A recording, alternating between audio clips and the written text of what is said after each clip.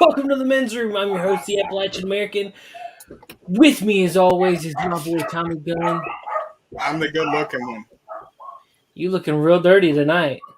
Yeah, I didn't have time to jump in the shower after work. Well, the sharpest man in the room is SuperFan. I'm Shawhan. Ladies and gentlemen, boys and girls, children of all ages, the men's room proudly presents the 13-time Stealing Solo backer, the man with the plan, and a wiener dog clan. It's true, it's true, it's damn true. Superfan Shawhan is here. What? Are you not amused? Last but not least, Channel Dad. Howdy. Why aren't you on camera? Because this computer doesn't have a camera. Oh my goodness, life. It's one thing after the other. Anyway, how's it going, everybody? You guys doing all right? Doing good.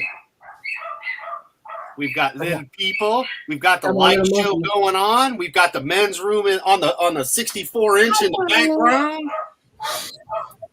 Hey, there's Adam. Say hi, Adam. I say hi, Tommy. Yeah, she said, hey, Tommy. Say hey, Adam. Hey, Tommy. This is Mommy. This is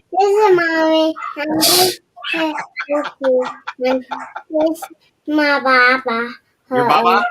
Yeah, it's your Baba. Is that your Baba? This is Baba. Yeah? Is it? That's it. Well, all right. Okay.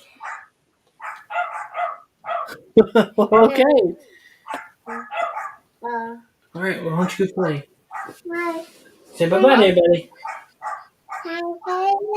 Go play. I'll be right back. I'll be right there. Anyway, so how are you guys? Doing good. Doing real good. Tommy, I got a question for you. Yes. Why is Cinnamon Toast Crunch so damn good? I have no idea. Well, you're the king of cereal, so you know.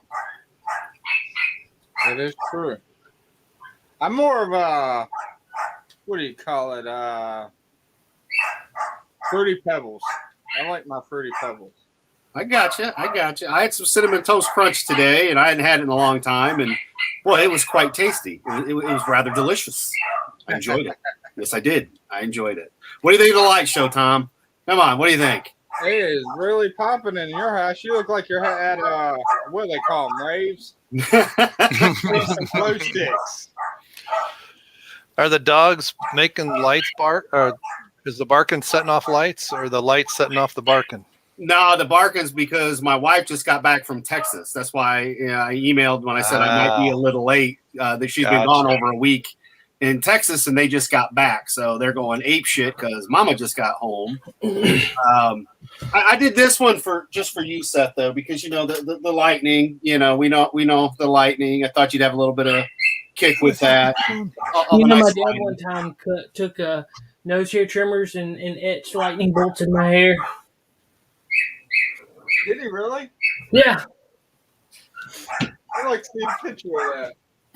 I don't think we allowed that. Those pictures have been burned, sir, and the negatives. I don't think they were ever allowed to take a picture. Hey, same constellation. I had a blonde mullet at one time. I can see that. Mullet. I can see that. And then Joe Dirt movie came out, and I cut it off. I had a glorious mullet.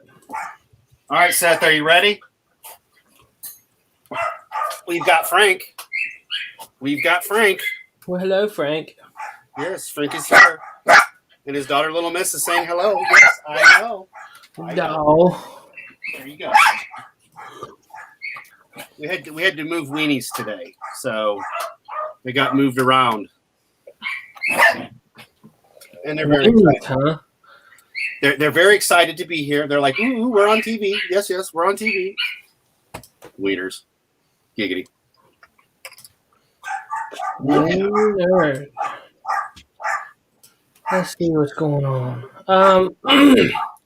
So how have you guys' week been? It's been a minute since I got to. Mine's been a very long week. Yeah. It feels like it was long, but it feels like it was short. It was one of those kind of weeks.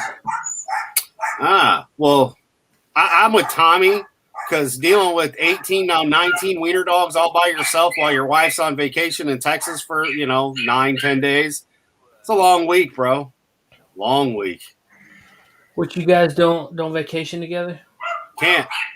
Oh, Why?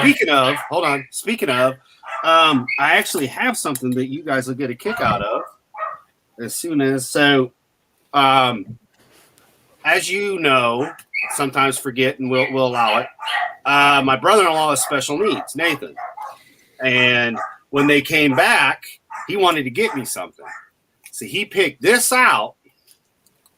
It's a bullet. It's got my name on it. So it's a keychain.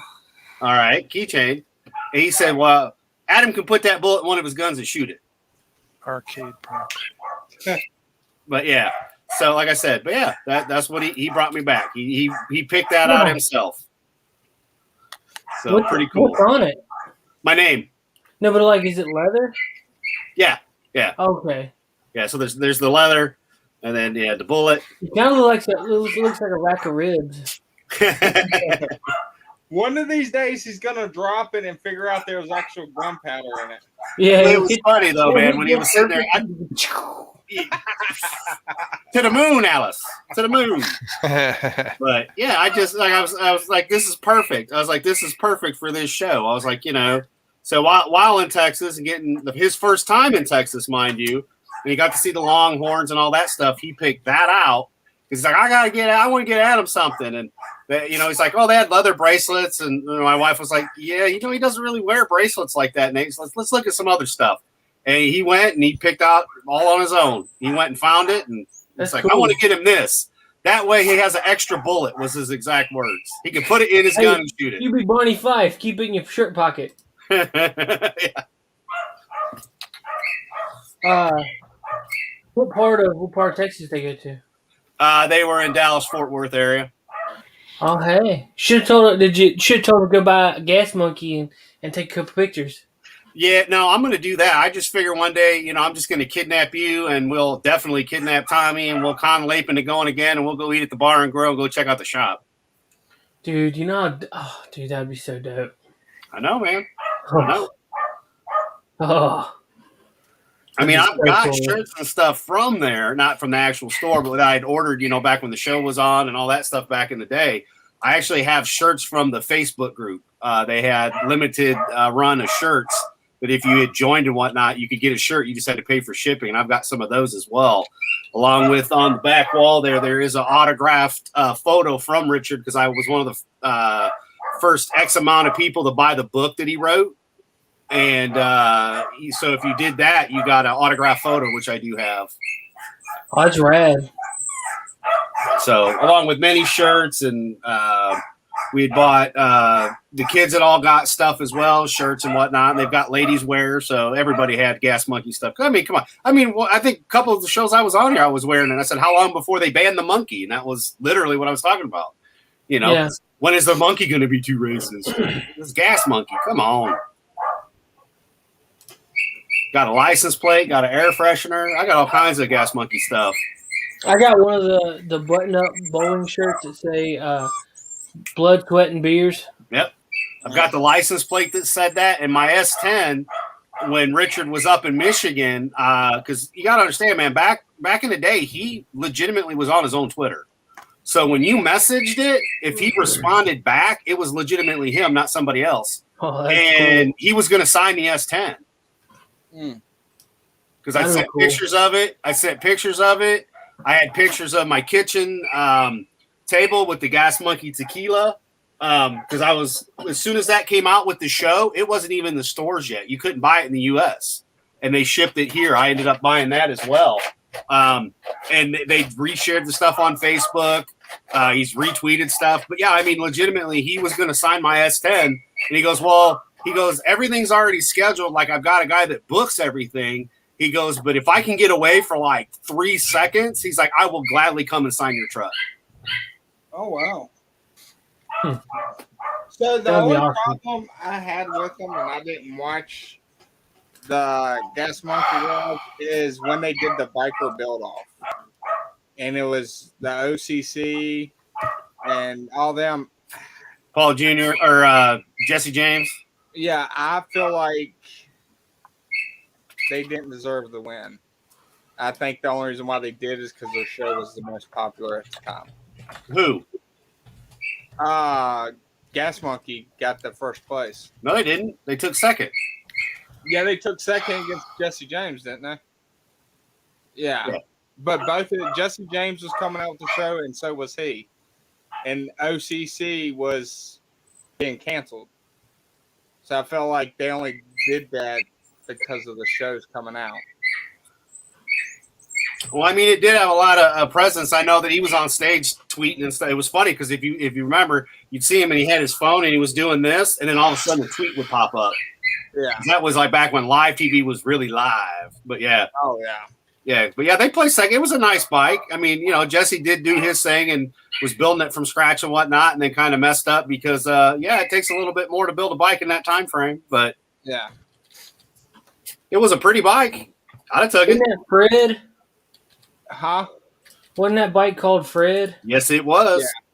I thought it was a good looking bike. Yeah. I mean, it wasn't that chopper. It wasn't that chopper look that they were going for that everybody else wanted. I just feel like it wasn't first or second. Like Jesse James, yeah, he should have been second, but OCC I thought was the best bike. I guess because I was a sore loser because I was rooting for OCC. Well, what about when you had OCC versus Paul Jr. Designs? Did you watch any of that? I did, but I didn't like Paul Jr. I think he's kind of stuck up, kind of too cocky. He doesn't want to build the bikes. He just wants to think of them, like design them in his head and get everybody else to build them.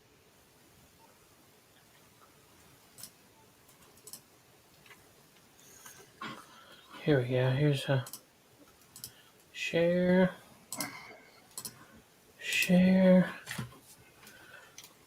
I mean, I thought they were some pretty cool looking bikes. Yeah. Truth be told, man, the Fast and Loud was the one that built the chopperish looking bike. Everybody else built like cafe racers. Yeah, but it was. I'm not a fan of pink.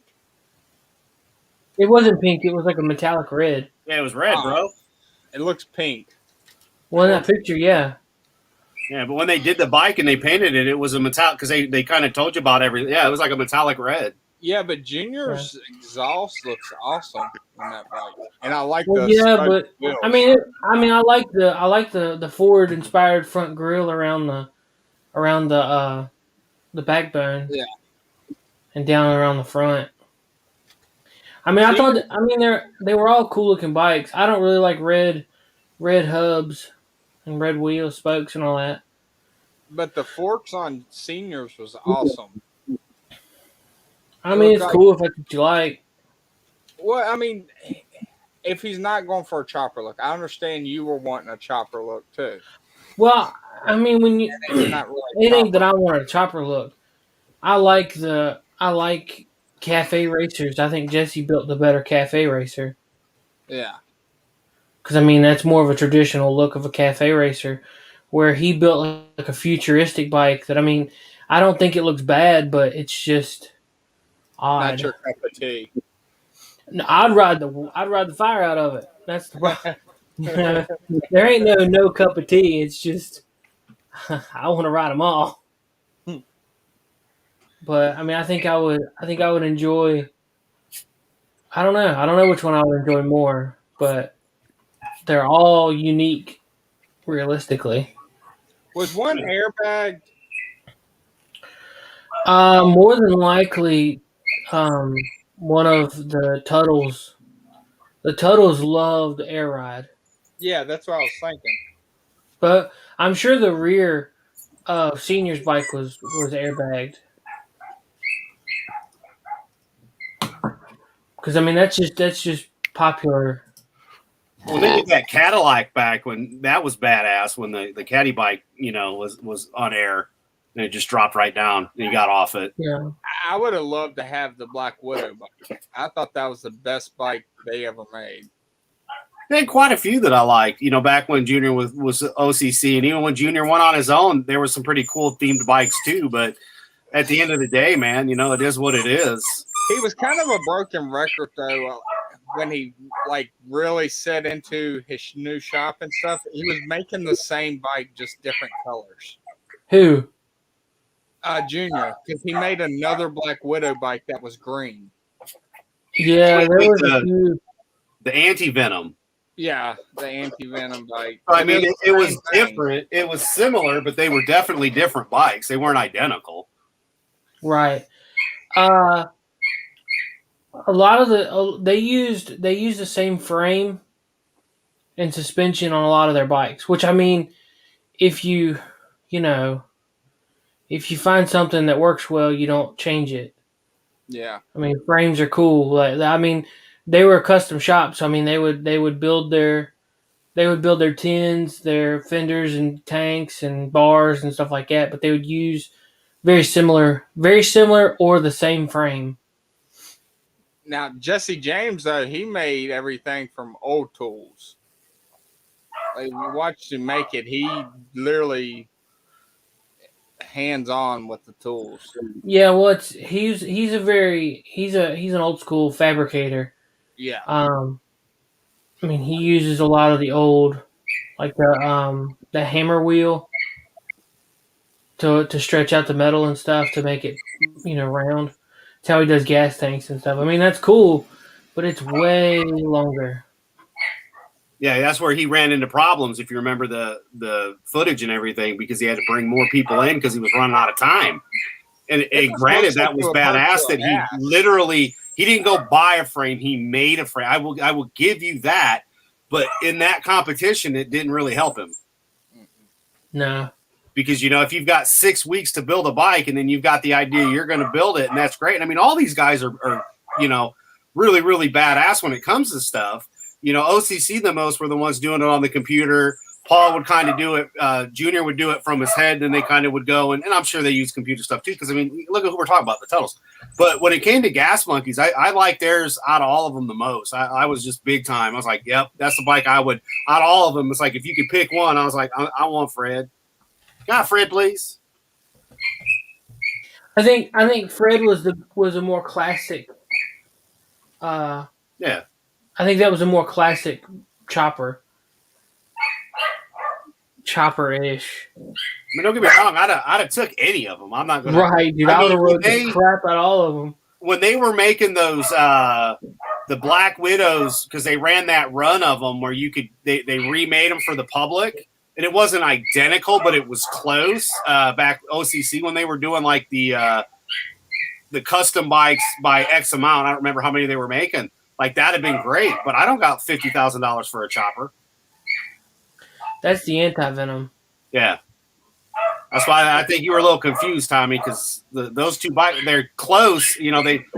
They're so different between the Black Widow. Well, I mean, even the front fender of the Black Widow, it had fender part covering over the front portion and the back portion, and the whole center section was the web. Yeah. Well, I understand that, but like the whole concept of just he got stuck on basically making spider webs for a while. Well, I mean, it was very popular. Yeah. They broke the mold with that Black Widow bike, and then everybody and their brother just thought that was the greatest thing.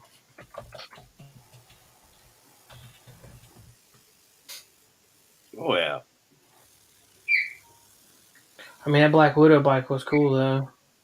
No, the bike was really cool too. That they did. I mean, I'll put American Child. I'll go put that on anytime. The old school ones and rewatch that, no problem. The whole fender with spider web. Yeah. That thing probably got dirty. Oh yeah, definitely. It's more of like a concept bike than an actual like one you'd want to. That's a show bike. You wouldn't. Yeah. Hey, I'll be right back. So, hey, have you seen the series called Manifest? No. So, I'll give you a brief what it's about. So, people got on this plane, and when they got off, to them, it only seemed like a couple of hours, but when they landed, it was 5 years in the future. So everybody thought they were dead.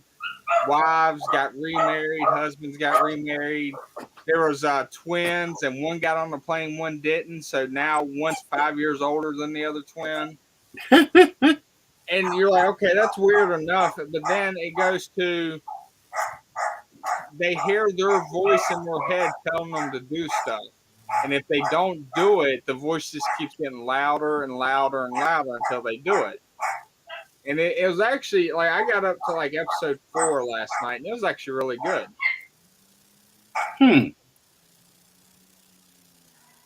That's pretty cool. Yeah, no, I had not heard of that. Like I said, the newest one we had watched was the Loki, and you know, I just don't understand.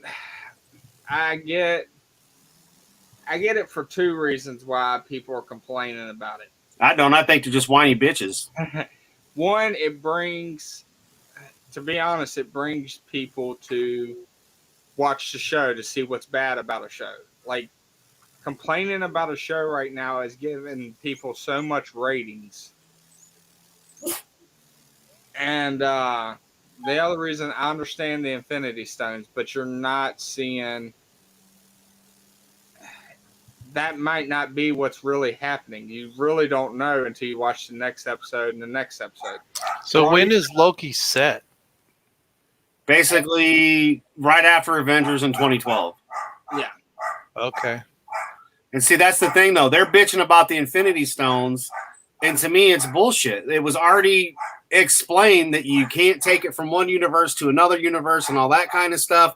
And who gives a shit? Oh, it's making their sacrifice. Oh, no, it's not. That's just you whining like a bitch. Yeah. That's how I saw it. I'm like, no, it's a small little thing that was there. It's proven. If the Infinity Stones worked, Loki wouldn't have been there. And instead, now he's found something that was even more powerful than the Infinity Stones. Yes. So, now, you know. You still don't know if they're good or evil. And the only reason why I say that is because they have, at any point in time, they can change history, but they allow all this bad stuff to happen.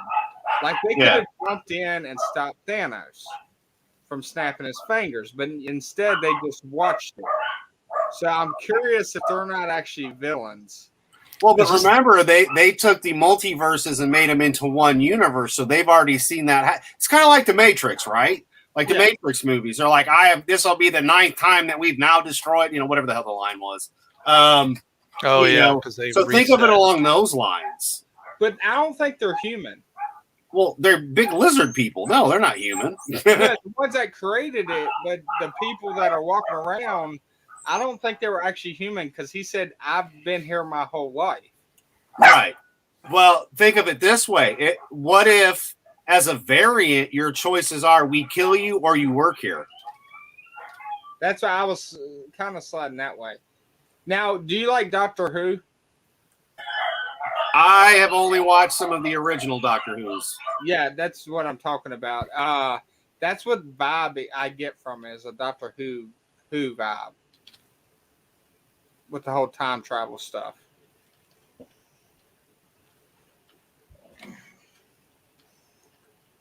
But basically, this is like technically like a what if situation. Like it doesn't go along with the regular Avenger storyline, which is fine. It doesn't bother me one bit. Right. Well, my thought was it just reminds me a lot of the What If comics. Yeah. What if? Because, like I said, when I saw Endgame, my biggest well, first off, I didn't like it. Second off, I was kind of like, well, I didn't care for Infinity War either. But when I saw the Loki bit, I'm like, okay, so now everything that we have seen has been undone. Because he didn't get arrested, taken back to Asgard, put into jail. Then we've got the Dark World, and so on and so forth, into Ragnarok, into Thanos killing him. So it was kind of cool. It was almost like, did they plan this, or was this we messed up and now we're going to fix it with Loki series? But one issue I have is they explain if like you do something you're not supposed to do, you basically, what happens to Loki happens to you. You get sent there, right? Mm-hmm. Okay. But the Avengers messed with the timeline, not Loki. Loki was just in the right place to grab the Tesseract. He didn't do nothing wrong but bend down and pick it up and go somewhere. Yeah. So why is he getting punished and the Avengers not? Because they explained it. The Avengers were supposed to do that. He wasn't. He was still supposed to go off of the 2012 timeline, which is he gets arrested. But because that Tesseract moment happened, even though the Avengers caused it and he escaped, that would cause another multiverse. I see. That's how that worked out. That's how they explained it. So I was like, oh, okay. But again, notice the guy that didn't take the ticket, they death sticked his ass, right? Because that's what I'm gonna call him, death sticks. And when Owen Wilson takes him, he goes, "Are you taking me to kill me?" And he goes, "No, I just took you from that." So they were gonna off him. Like when they reset you, they off your ass. That's it. You're gone. Bye bye. So. And Loki being Loki, like they gave him everything he needs to know. He just can't use his magic. But he is one conniving little guy. He's not the god of mischief for nothing. So I'm interested to see where it goes. Is it going to be great? I mean, I've been done with Marvel since before Civil War. And even, I think one of the last best ones they had actually made. I mean, I enjoyed the Ant-Man movies. They were kind of funny and whatnot. But at the end of the day, I have not been a really big fan with Marvel. It kind of ended for me was Winter Soldier, Captain America's Winter Soldier movie. Like for me, that was one of the last better movies. I mean, I enjoyed Ragnarok, but you and I have talked about that before. It's like all of a sudden now everything has to be funny. And Guardians of the Galaxy kind of made that. Too. They made everything into a joke. Well, Guardians was a shit comic, and it was a D tier comic in the first place. But they had an opportunity to make that movie great, and if they could have kept the funny stuff, but put actual serious stuff in there. Like you didn't even see a serious side of Star-Lord until he had a face off against Thanos. Other than that. It was all joking and playing, really. Well, when they went against, I can't think of the guy's name in the first one, though. I mean, yeah, the dance-off was kind of silly. It's like, all right. But, I mean, come on. Look, if you're looking at your doom, look, I'm even going to go on camera for this. I think the dogs are finally going to shut up. If I'm looking at my doom and I know I'm going to die, I'm going to do the most craziest, most insane thing you've ever seen. Yeah. So, like, that part I was okay with. Overall, Guardians was an all right movie. But to me, like one of the stronger ones, like I love Black Panther in the Winter Soldier bit, and it just, I don't know, it just kind of started to kind of follow that same plateau, if you will, with all of them though. It went to shit with Iron Man 3. Think about it. Iron Man 1, he's a drinker. Iron Man 2, still a drinker. Avengers gets a drink. We get to Iron Man 3 when Disney bought it, and now he's no longer an alcoholic. Well, the problem is they don't understand their audience age, I don't think. Like, yeah, kids want to see it, but adults want to see it too. You got to balance it out. You can't just make it for kids. Because a lot of your audience is over the age of 18. Well, yeah, but at the end of the day, it's the whole point. Like in the comics, that's the thing. He was a drinker, and then you change the characters. I mean, look, Sam Jackson as Nick Fury, he was a badass, but Nick Fury wasn't black. He was a white guy with one eye, And a cat didn't scratch it out.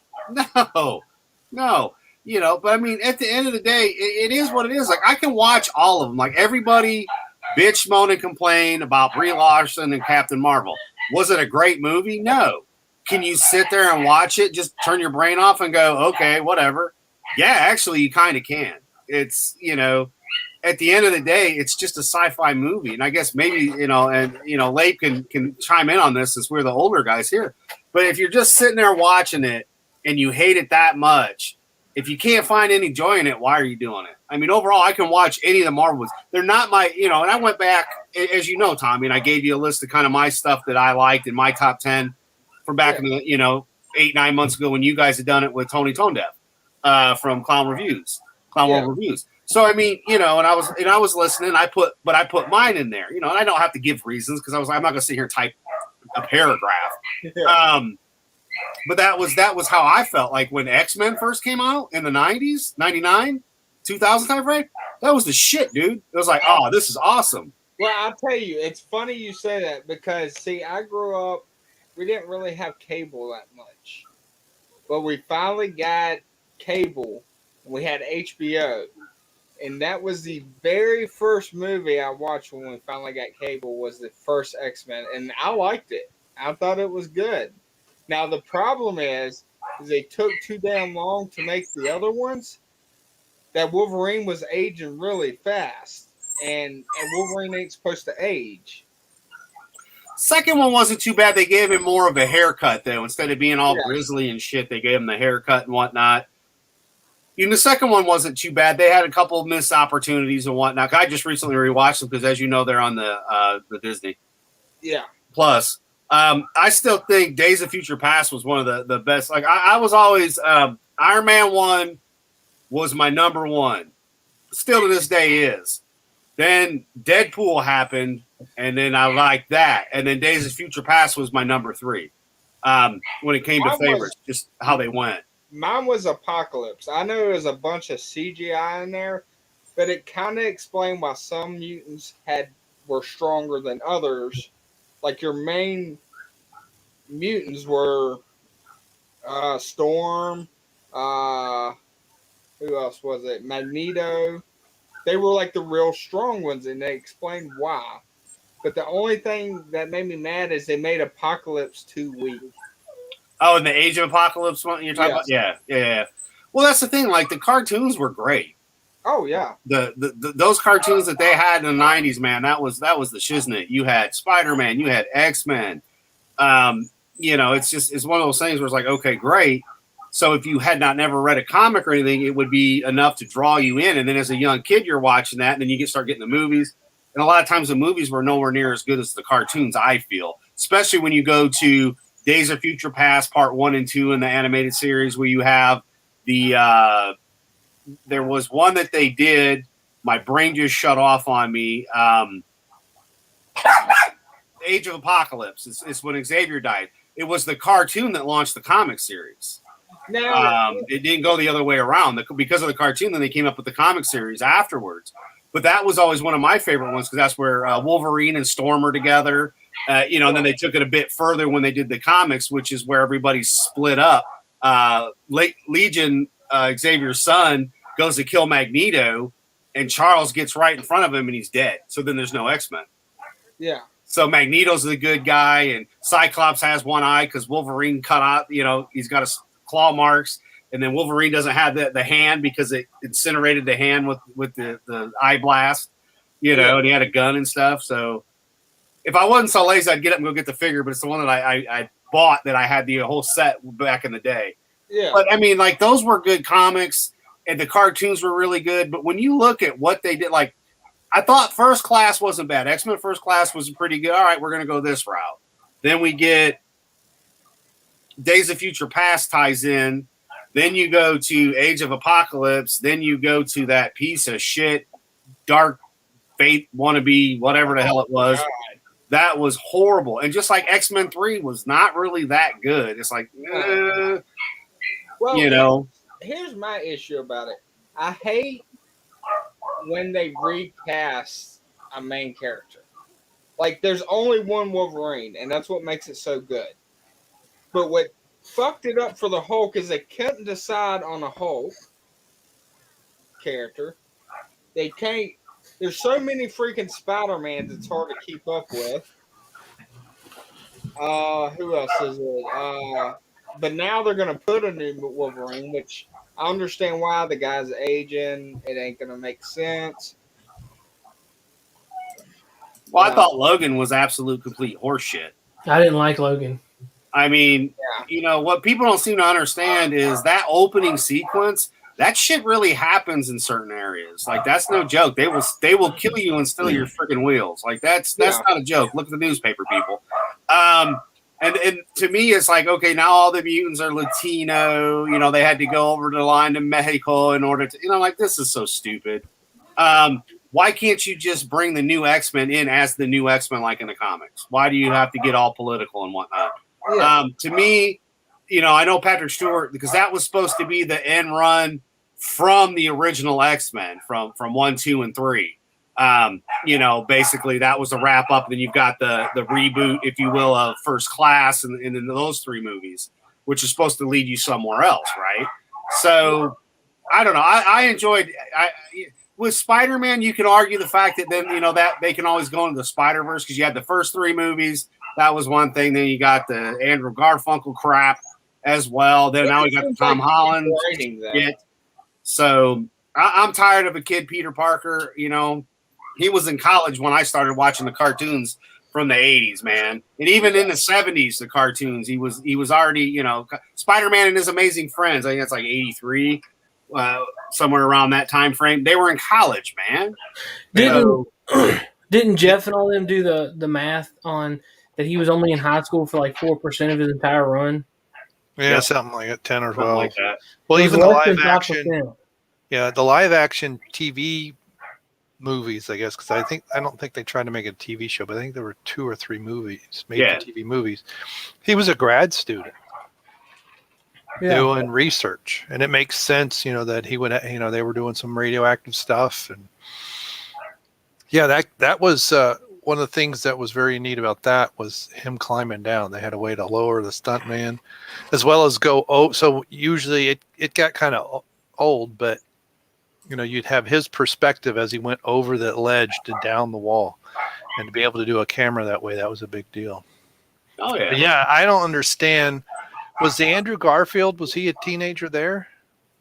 Yeah, he spent a lot of time in high school because that's where his Uncle Ben had to come pick him up. Well, because in the original one with Tobey Maguire, right? Yep. Yeah. It starts out, but it's like the senior year, and then he's off to college, and, I don't. And then now with some of them being involved with the snap, and it's 5 years later, it makes so little sense anymore that he's still in high. And Tom is going to be what, 23 or something. Hey, Brian TV, do you want a link? So here's the problem I have. I think it was the last the Spider-Man 3 when Venom came in. Was that Spider-Man 3? Yes. Yeah. I did not like that one. No, they did too much. I liked parts of that one. Well, the only problem is they had too many main villains in one movie. They had the Sandman. That was all Avi Arad's fault. Yep. Like you couldn't keep up. Like okay, you can have one main villain and then small, like mediocre ones as his sidekicks, but you can't have the best villains all in one movie. It throws it all off. Well, I mean, really wasn't, because think about it, Endgame and all that, you had everybody, and you got a lot of people liked it. I think though with Spider-Man though, like you should have focused on Sandman, and then if you're gonna have Venom, especially when we're talking Venom, right? Like that's one of his main, Well, you didn't have enough time to give a background story to any of them. I really think that the Spider-Man 3 should have been about Peter getting the black suit, the symbiote, and like adapting with it. And I think the last scene of that movie should have been Eddie Brock acquiring the suit. Yeah, him going to Mr. Fantastic to help him get the symbiote off of him and everything. Like, I mean, even if you don't follow the comics. And I'm sorry, Eddie Brock should have been Brock Lesnar. No. He's got the cut. He's got the look. He looked just Brock like Lesnar couldn't act for crap. Yeah, well, half these actors can't act for shit these days. But I like the look of Brock Lesnar as Eddie Brock. Should have been like a meathead. But look I don't at Eddie know Brock, who. Man. Go back, check it out. Look at McFarlane's work. No. I'm telling you. Yeah, I think Lesnar, he would have pulled off the look of Eddie Brock as a human. Adam, did you send Brian that link? No. Oh, I was like, get on it. Like I can see in sunglasses? Well, take them off. I can't. The screen's too broad. Turn your brightness down. I don't have a brightness switch. That's a lie. All computers do. Is there a movie y'all have? I'm not on a computer. I'm on an iMac, fool. All Copy. things have screen darkening. Do y'all have any movie that y'all feel is underrated in the MCU or DC? I think the MCU's like destroyed. No, I'm talking about, was there one that everybody complains about that you like that? I really liked Iron Man 2. Me too.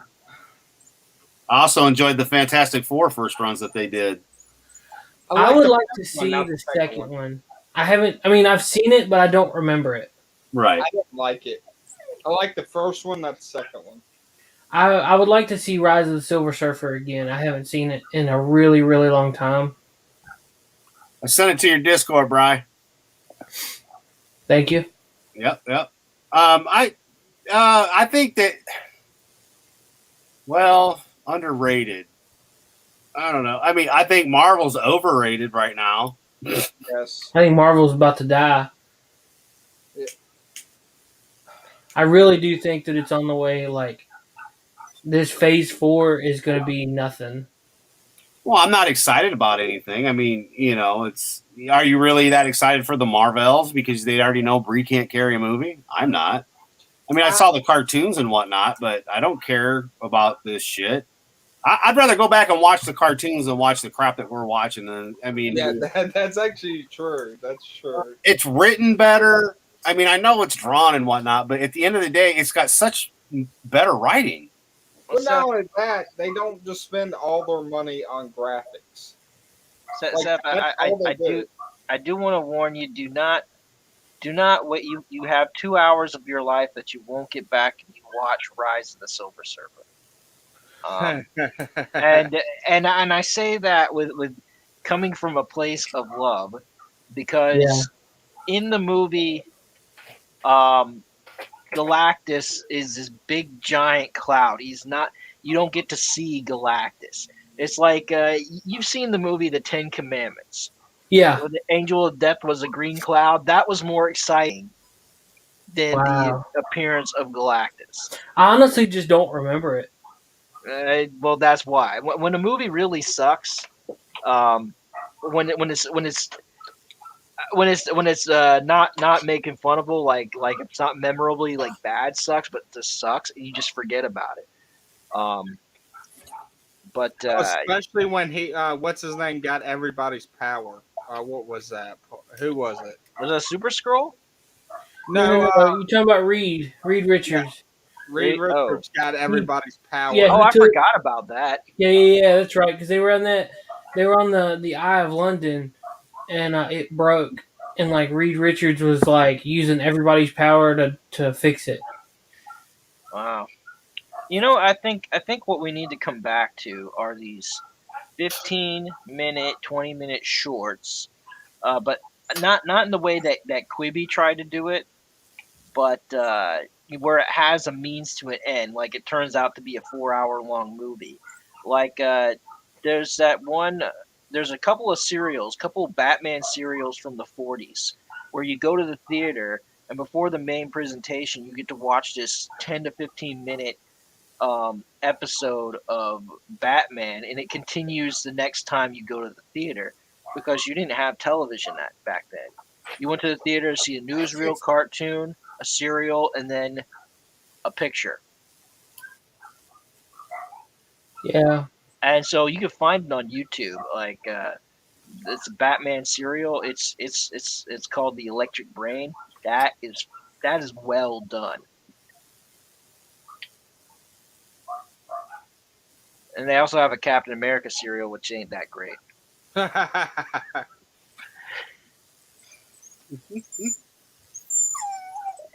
No, Frank. Well, speaking of which, you know what's happened to the whole Quibi stuff? That went directly to Roku, and they call it Roku Originals now. It's hilarious. Really? Yeah. I was just watching the trailer for Roku Originals. Like, wait a minute, this seems familiar. I think I've seen some of this stuff. Oh, wait a minute, that's from Quibi, that 10 to 15-minute video stuff they used to do, only for a phone app, and now,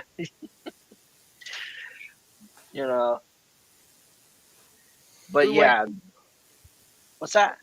we went and bought a new TV last week, and I haven't been paying attention to the TV, but every single smart TV now is Roku.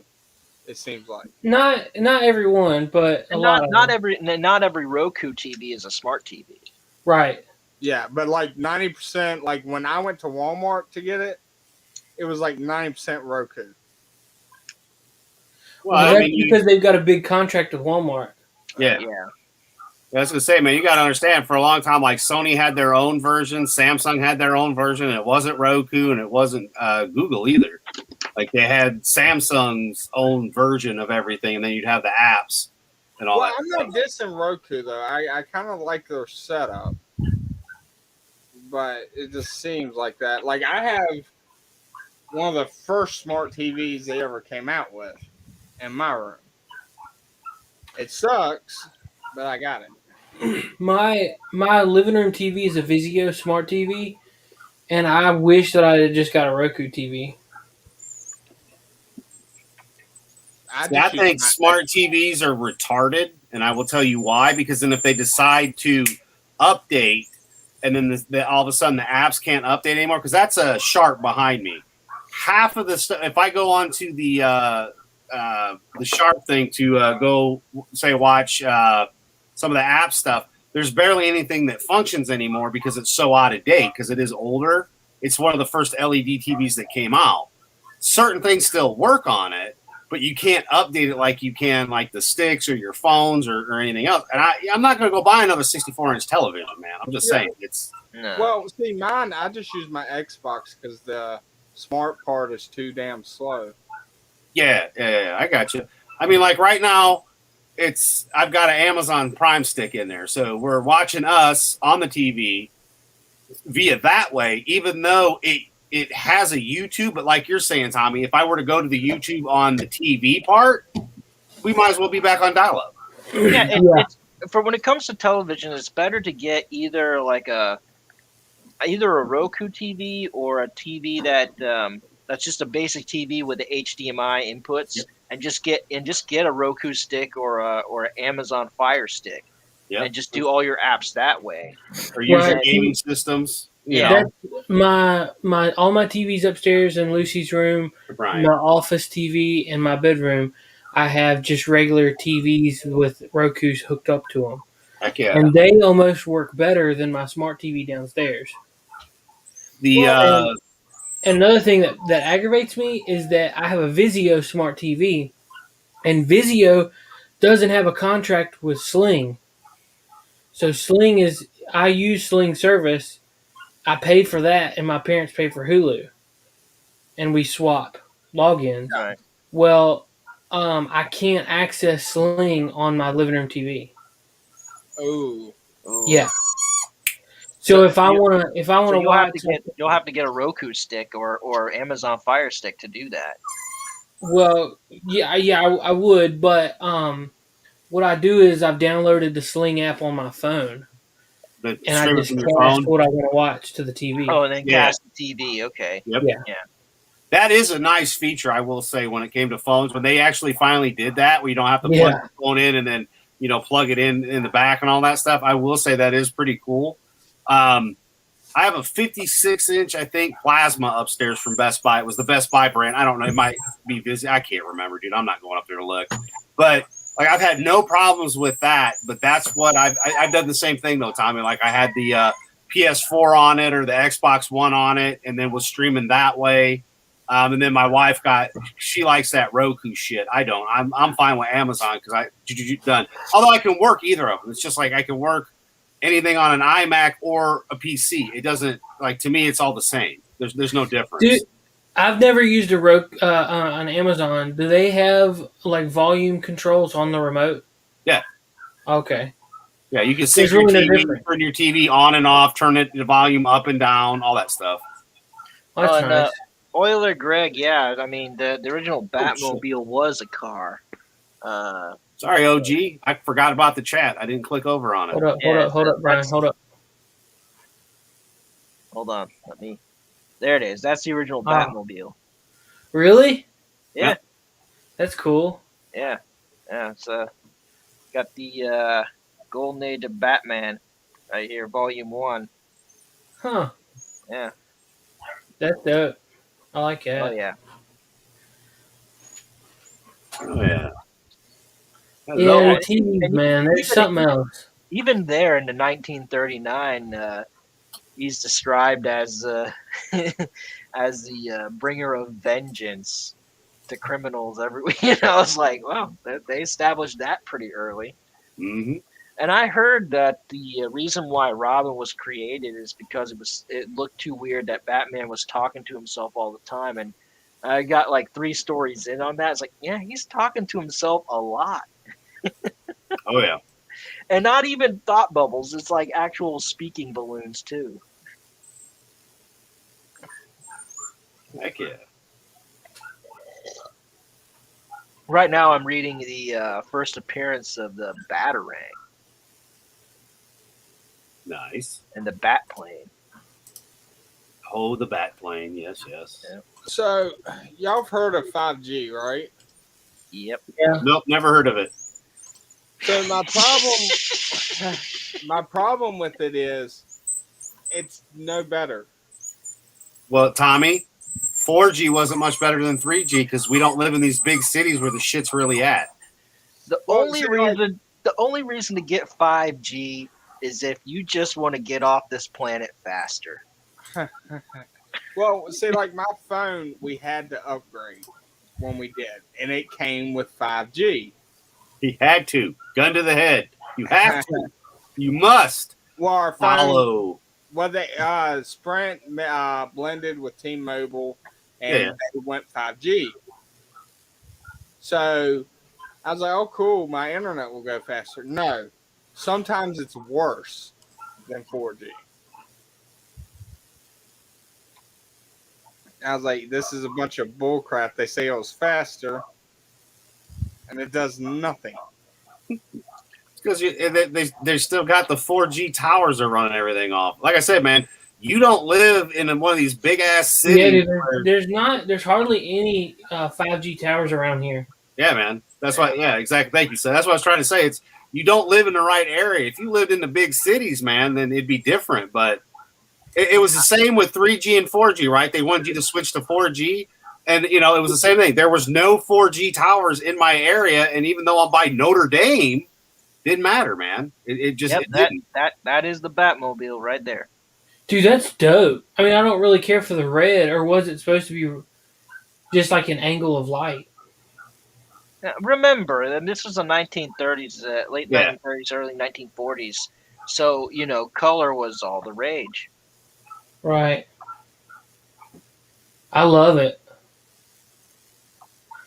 I can definitely see where the inspiration for the animated series Batmobile comes out of this. Mhm. Well, yeah. Actually, if you watch, have you seen the animated movie Mask of the Phantasm? It's been a really long time. That's in there. Yep. Really? Yeah, that car is in there, and then it was original red, and then so he changed it to what it came later. Huh. But Let's yeah. take a look. Mask of the Phantasm Batmobile scene, if you could find it. But yeah, I mean, because we got HBO Max, because we wanted to watch Godzilla versus Kong, and I just held on to it because I was watching all the old, I was binging Batman the Animated Series, and I got to watch Mask of the Phantasm, watching Batman Beyond now. I'm not a big giant Batman freak, but I'm not a big DC Comics person, but I like Batman. I would like to be into Batman more. I just don't. I don't have time to read. I understand that. I don't even know where I would start. Like, there's just so much content from Batman. Well, then I do recommend the animated series because that really does put into a nutshell who Batman is and what Batman, stands for and everything. Yeah. I mean, you're not going to get it from the movies. Right. I mean, you'll get some stuff, you know. What's your favorite? What are all y'all's favorite Batman movies? That's hard. I did like Batman Begins. Yeah, Batman Begins. For some reason, I liked the one with the penguin. Which one was that? That was Batman Returns. Yes, I like that one. I did like Batman Forever because it was sort of campy and I thought it was kind of cartoonish just Was a it the touch. one? Was it the one with Val Kilmer? Yeah. That was a good one. Yeah, I did not enjoy Batman and Robin. I unapologetically love Batman and Robin. You like that film? You're all wrong. The best Batman movie is the 1966 The Batman movie because sometimes you just can't get rid of a bomb. Yeah. Adam You West. know what? I don't think I've ever seen the 1960s Batman movie. We You can can no longer actually- be friends. That's it. I'm leaving the show. I'm not saying I don't want to. That's- I'm just saying I'm just messing with. Look, man. At the end of the day, like right, It's free on YouTube. all of Is them. it? Yeah, I it think is. that's gonna have to be a watch party. Yeah, I'll check that out. It is free on YouTube because I watch it all the time. Even though I own it, dude, they had it for like $4 or $5 at Walmart. You know, I bought it. If I'd have known you'd never seen it, I'd have bought two and mailed it to you. Hey, let's plan on next week doing that as a watch party because that's the 18th, Yeah. and then Toy Talk will be the 25th. Oh yeah. So, you guys want to do that? Brian, you're more than welcome to come. Yeah, what time you want to do that? We usually kick off about 8:40. I mean, we can just kind of BS around for a little while and then start at maybe like 9:15. Yeah, I don't see why not. Okay. Yeah, it's not an overly long movie, but it's a whole lot of fun. I mean, I grew up, like we grew up on the Adam West Batman. Amazon. I got this on Amazon. Nice. That's cool. Yeah. I mean, it's got some good stuff in it. It does say a disclaimer at the beginning that it is a work of fiction. Probably because they don't want anyone to go out and be a vigilante. So, it is technically a crime. It is a crime. Frank? Yeah. what was your worst Batman movie? George Clooney. A Batman and Robin? Batman versus Superman. I hated it. Oh, okay. I don't even consider that a Batman movie. It's not a Batman movie, bro. Would you call that a Superman movie or a Justice League movie? Call that a shit show. You know what's funny is that came out just about a month after, either a month after or a month before Civil War came out, and guess which one made more money? Oh yeah. Yeah. I mean, I liked Affleck as Batman, as an older Batman, like going into the Frank Miller run kind of style. That would be fine, or even into the Batman Beyond verse, if you will. Right. I'd be fine with Batfleck doing that, man. That was fine. Like, I don't have a problem with Ben at all. Like, I was okay with him, but fucking Clooney. I mean, don't get me wrong, Seth. I'm with you. Like, there are bits of that movie that I'll watch all of them. I think it's the campiness that It gets is. it for me. It's funny, and I think it's because it's a childhood connection. Because like when I was a kid, I think that was the first Batman movie I saw in theaters. Could be because I was too young to see the others. Well, Right. we watched me and my wife. We watched Batman Forever last night. We rewatched it, and I that's a noticed good one. something about that movie that I haven't quite noticed before. Is that the movie's got the Riddler and Two-Face in it. It's got Jim Carrey as the Riddler, Tommy Lee Jones as Two-Face, which aren't bad picks. However, the way they had them act and be all like I guess sophomoric, they acted less like the characters they were portraying. They acted more like the Joker and less like the Riddler and Two-Face. I think Jim Carrey could have made I think he could have made a better Joker than a Riddler. I think so too. I think Scarecrow. He would have made a great Scarecrow. Yeah.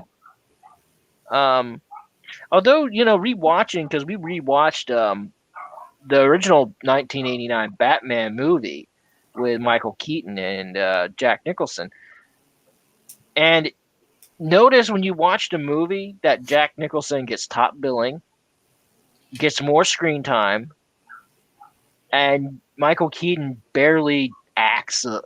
He says just a few lines here and there and does his stuff, but and I just like, you know what, Jack Nicholson did a really good job as the Joker. And I didn't quite, because I was really young when I watched the movie for the first time, and I don't think I watched it again until last week. But it's just it's like, wow, it's like I didn't give this guy enough credit being the Joker. He did a really good job being the Joker. Seth, Question. give me a zoom in, please. Okay.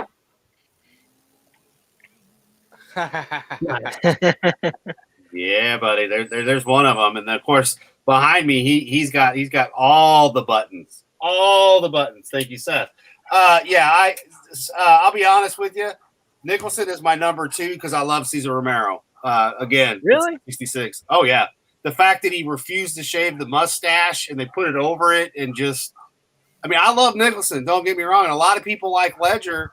I wasn't a huge Ledger fan. I was not. I'm not either. I think he's okay, but I don't think. I mean, everybody wants to praise him. It's like, that's not the Joker.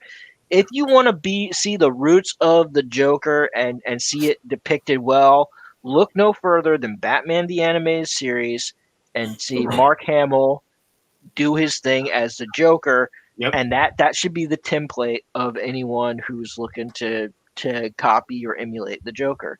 Is that Mark Hamill Joker? Now, is there any Superman movie that can compete with a Batman movie? No. Superman Returns, I like. Brandon Routh? I think maybe Superman 2. But I also like Man of Steel, and no one likes that movie. I like Man of Steel. That was the Henry Cavill one, right? Was Superman 2 the one where they had the other people from Krypton? What you think? That wasn't aimed at you, Brian. That was aimed at Tommy. Dude, Man of Steel is crap. Brandon Routh was the worst part of that movie. Well, it's not the reason I liked it was it actually showed him struggling with his having to hold back. I like that. Gene Hackman, in the first Superman film, You refused don't remember that, Seth? Like the refused. dude in the car was trying to make him fight, and he knew he can destroy him literally with one hit. Instead, he destroyed the dude's truck. Yeah, In but Man of Steel? you got that after Smallville, which they covered that. You got that after, even with Clark, in the original ones, So I mean, it's just, that's part of a Superman thing, though. That's nothing new. Yeah, It's really hard. To me, in my personal opinion, it's really hard to make Superman interesting on film these days, and unless you put him against an extinction level event. It's really hard, and it has to be a real extinction level event, and it has to be one that, here's this opponent that he's going to have a hard time fighting. But at the end of the day, Superman wins because he's Superman. The only time he doesn't win is if someone has kryptonite. They only gave him one weakness that I understand. Actually, he's got 2 weaknesses. Red Sun. Yep, exactly. If he's not near the sun for an extended period of time, if you count Smallville, there's multiple different types of kryptonite to make him do multiple different things. Yep, that too. And then also, what's up, Deranged Lunatics in the chat? How you doing, bro? DL, what's up, DL? But What's up, mate? But I was gonna say that the thing about a Superman is that you can actually do a lot of damage to him, is if you hit him with a nuke, and we found that out in the graphic novel The Dark Knight Returns. Frank Miller, baby. And you know what? If you guys can find it, and it's actually on HBO Max as well. Where Yep. probably on the I don't know if the DC app is up or not. I don't know. I never subscribed to it, but the Dark Knight Returns animated is cut for cut the graphic novel. The Dark Knight Returns Part 2, which is what you're talking about, Yeah, follows the comic and is still better than the Batman versus Superman movie. any day. So, do y'all like it's the Swamp Guy or whatever it's called? I can't remember his name. Swamp Thing, for one, yes, the Swamp Thing. I like John Constantine, especially Matt Ryan that plays. Do you understand the words that are coming out of my mouth? Oh, to address DL, I was saying you came in at the wrong time. I was saying it's hard to make Superman interesting on film these days. That's what I was saying. I was watching a Constantine animated series on HBO Max. Yep. And that was the first time I've really saw the Swamp Thing. Like, I never saw him in the comic books or anything. But they gave him a background story where it's a military guy that got turned into it. And I was Hold like, on, time out. You've not seen the Swamp Thing movies or anything? No. Smack yourself. Remember Where's your wife? Remember the TV show they had? Where's your wife? TV show they had Just back in smack the him. late 80s. Remember that? Yeah. I mean, I didn't watch it. My parents wouldn't let me watch it, although I didn't quite care for the Swamp Thing. But I remember the commercials for it, the trailers for it. So I wanted, that's what I was asking for, because I'm kind of clueless, and I was actually wanting. It seemed like he had a good background story. Dude, there's so much on Swamp Thing, and there's different versions and whatnot, like everything. But John Constantine was the bomb, Like, his TV series was great before they put him in the Lesbians of Tomorrow. I mean, Legends of Tomorrow. I mean, Lesbians of Tomorrow. Yeah. Legends of Tomorrow. Yeah. Lesbians of Tomorrow. Yeah. You know, this is what, from what I understand, that goes on over there at Warner Entertainment, is that you have a pissing contest between the film department, the TV department, and the publishing house. Even though they're all under the same umbrella, they all have this pissing contest with each other. No, what pisses me off about it is they will have the first episode is amazing. Like, oh, I can't wait for the next one. And when you get to episode 3, you're like, why am I even watching this crap? It's like, what the hell? Like, you hooked me and then you drowned me underwater. You feel like a mangrove snapper? Yeah. That didn't get away with half of that shrimp before you got the hook. That's all. That was made me mad when I went fishing down at the river. Is a mangrove snapper would bite off half the shrimp and swim away because it was too smart to know that there was a hook behind it. Right. Oh, yeah. You see, Tommy, here's my problem with all the live action shit, right? I know I've said it before. The animated versions are so much better. They just are. Spend a fortune on, instead of spending a fortune on the graphics, they spend it on the writing and the storytelling. The only thing that frustrated me was the Killing Joke. And that was just the first part of it, because the first part of it was not from the graphic novel. The rest of it was. But you know why they did that? Why? Dude. To make it longer? Yes, because otherwise you'd have like a half-hour cartoon. Pretty much. I mean, that's what it is. It gives you a little bit of a backstory, lets you know that, Batman and Batgirl giggity goo. Which never actually happened. So, Batman Beyond it did. Did y'all see the Really? Shazam? I'll be right back, guys. Max, the short clip. Say one more time, Tommy. On HBO Max, they have the Shazam short clip, and it's basically the storyline of how Shazam got his powers. The animated one, yeah? Yeah. And Yes, I've seen that. It's only like 10 minutes long, and then you got another episode behind it. It was actually good. Yeah, that's how I It was first. very short. It was good. That's how I first learned about. Like, I didn't know fuck all about Shazam except for Injustice League. Kazam. And You no know. Shazam. Kazam is that one movie with the genie. Yeah, in Justice League is where I found out all about Shazam. I was like, okay, because I didn't read the comics or anything. Yeah, any of y'all a Green Lantern fan? I I like think- Green Lantern. I think that Ralph Gardner was the biggest dickhead Green Lantern there ever was. Yeah. I think that Ryan Reynolds' movie was shit. Yeah. I think that the animated ones that are on HBO Max are no wait. No. Disney. No. Yeah. HBO Max. Yeah, HBO Max. The ones that are on HBO Max, if you watch those animated ones, those weren't half bad. Well, I know the comic book, it's not just the Green Lanterns anymore. Like, you got White Lanterns, you got Pink Lanterns, Red Lanterns. Like, it's a bunch of different ones now. Yeah, well, they always did have that, though, because you Hey, had. you know, funny story. Ethan Van Sciver is the person that came up with the different colored Yep. lantern core. Really? Yeah, But the White Lantern is all the lanterns combined, right? I don't recall. I just know that was his idea because Yeah. they were talking about it one time on like the High Council back when he was on it. Oh. That Yeah, was that was the thing. Like the old school ones, it was like the color yellow would mess them up, and then it was something wood or whatever would mess up the Green Lantern. So like a number 2 pencil would just kill them. That was That was back in the old, days old when the time. High Council was good.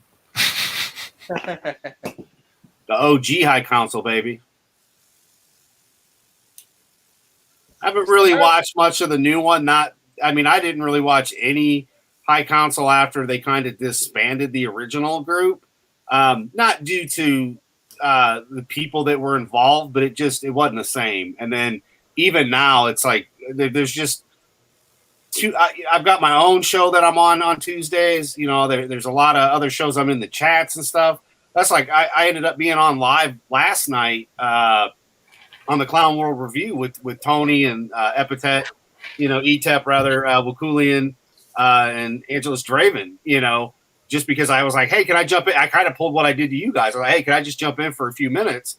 And then the show ended up going an hour and a half over. They were like wrapping up, and then boom, an hour and a half later, we're still jibber jabbering away, and had a lot of fun with those guys.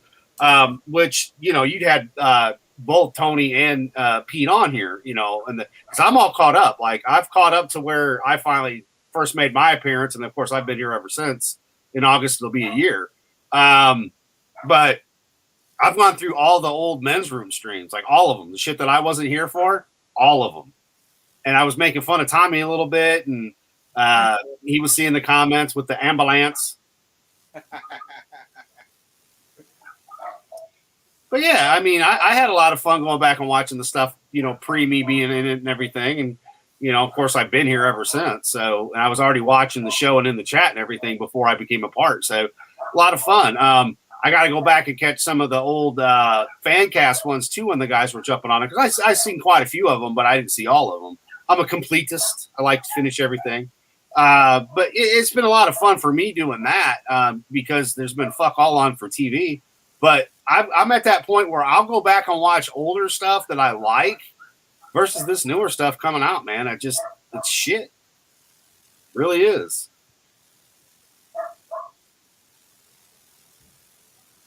But yeah, Green Lantern, man. No, I never was really I wasn't really into a lot of DC books. I was a Marvel guy, even though you wouldn't tell by my office.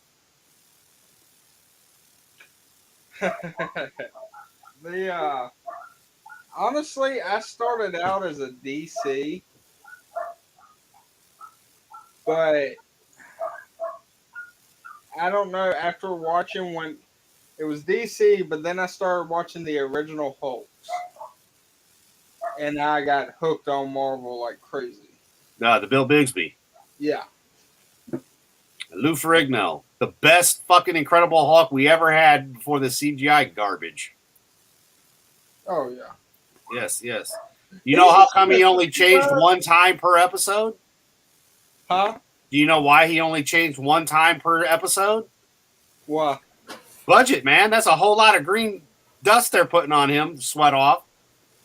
Oh yeah, but the only thing I can say about Luke Ferrigno is a lot of actors that get that big. Usually at his age, they've gotten really small. He's kept his arms. I don't know if he's got still the bigger upper chest like he did, but he still has some hellish arms on him. Well, dude, at his age, if you go back and look at like Comic Book Man when he came on, I think season 3 or 4, somewhere around there, one of the first episodes. I mean, the dude still works out. I mean, that's the thing. Yeah. Even Arnold, you got to understand, man.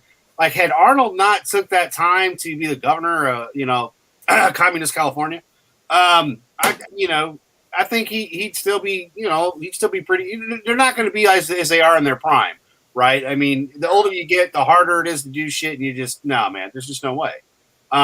But those guys, they eat right, they work out still constantly. Damn, I'm having a gun moment here. But that's the thing. If you stay as a bodybuilder as you get older, but you still do your routines, you're still gonna, you're not going to be as you were in your 20s and 30s, but you're still going to be big. Because I mean, Ferrigno's what, in his 60s now? Yeah.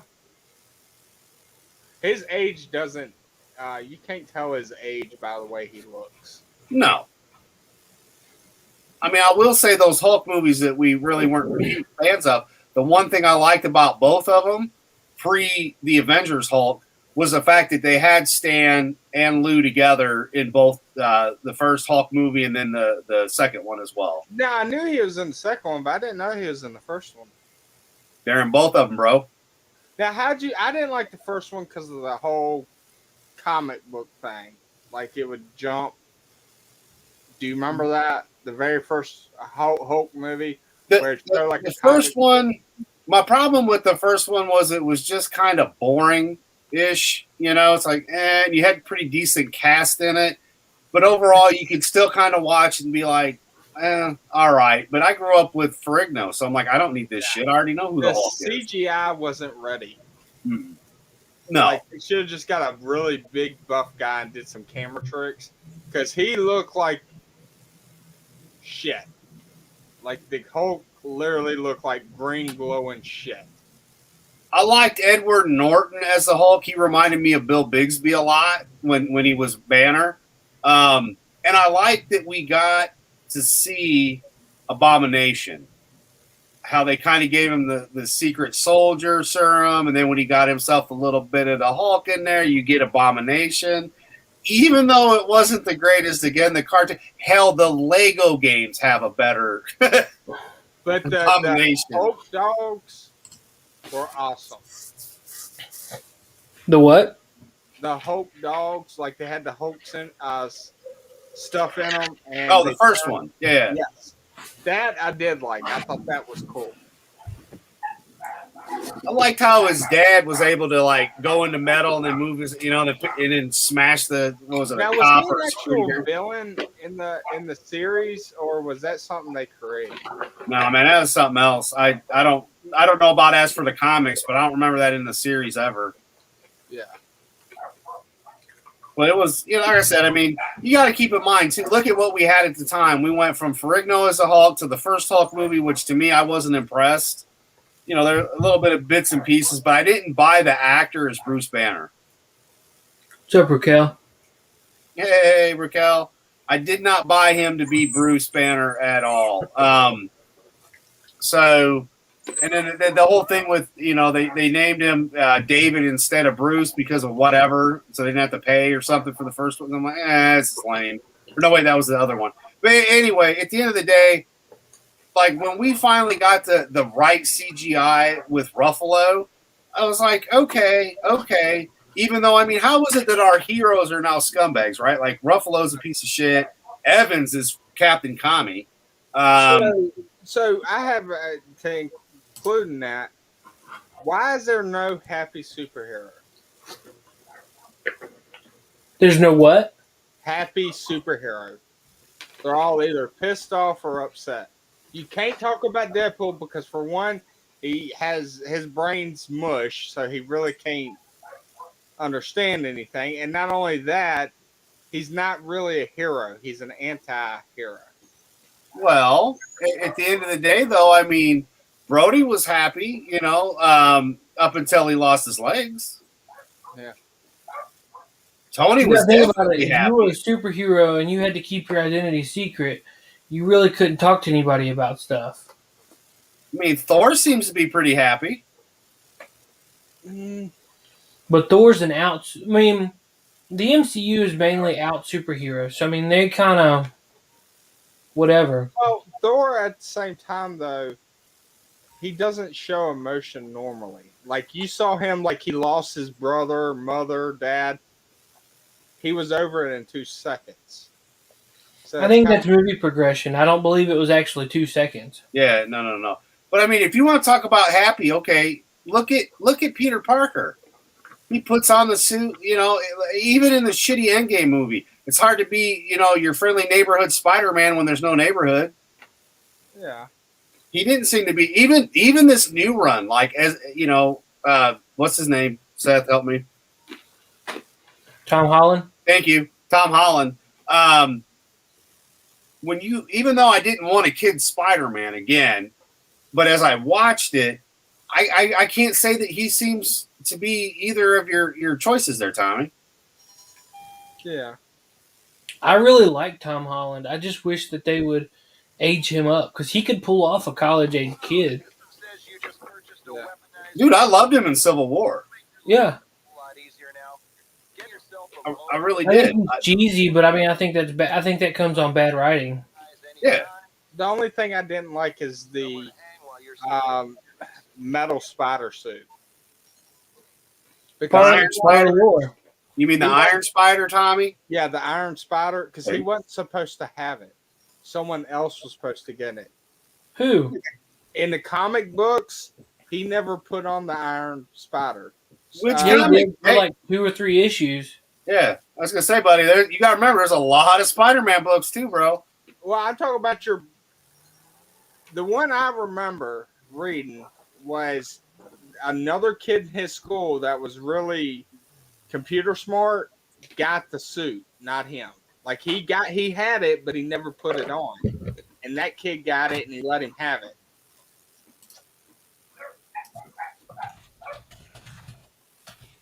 I'm trying to remember the comic book. I'll see if I can find it. Sorry, guys. My wife came home and I had to make her a drink. No problem, man. Where's mine? Did you bring drinks for the bunch? I can't digitally send a drink, Adam. Oh, come on, Brian. It was There's your $1 million idea. Digital drinks? No. A Grubhub for drinks. Drink vouchers over the internet? Yeah. That really would have worked during lockdown. Oh yeah. Big time, dude. Big time. Drink vouchers, and then you have people pick it up like Grubhub or DoorDash, and it's like, and so they pick you up like a beer or something. Although I do gotta say, I kind of laugh because like my local pub didn't close and I didn't wear a mask. So matter of fact, my local pub, all you boys would have loved because their thing was their shirt said, "I got my COVID shot at Repeat's bar," and they give you a shot in the syringe thing, and that's how you took your shot. And then you can get a T-shirt. Oh, that's funny. I mean, they had the people wearing masks. They didn't push the whole thing. Like I went in there numerous times, sat down, ordered $30, $40 worth of food, ate, brought leftovers home, and all that kind of stuff because they weren't asshats. So that was my purpose. I will support your business if you're not an asshat. Yeah, that's a good practice. It's a good thing to stand by. Let's see, we're in 2021. I don't think I've had McDonald's, Burger King, or any of that in almost 2 years. 2019 would have been about the last time. Maybe 2020 before the virus, and definitely before the BLM bullshit. I think the last time I had McDonald's might have been in 2018, and that was just like I need something type of thing, like McDoubles done, But Yeah. But I don't try to do McDonald's because every time I eat at McDonald's, no matter what shape I'm in, I have chest pains. Oh, I feel like shit, man. It's can't breathe, feel sweaty, feel like shit. You know, it's like, yeah, I might as well just went to Subway instead. Tommy's favorite. Wow. I like Subway. I do too. I just had a foot long. Actually, Seth. So I did run down there the other day, and I got 2 foot longs, and of course, one of them was the steak, and the other one was the Italian BMT. So Seth, where you live, do you have a Publix nearby? Mm-mm. No? I've been to one, but no, we don't have them. No. Me either. I mean, I know they're coming up further north. I know the last they were in was Virginia. But they. I don't, let's see how far I am away from Publix.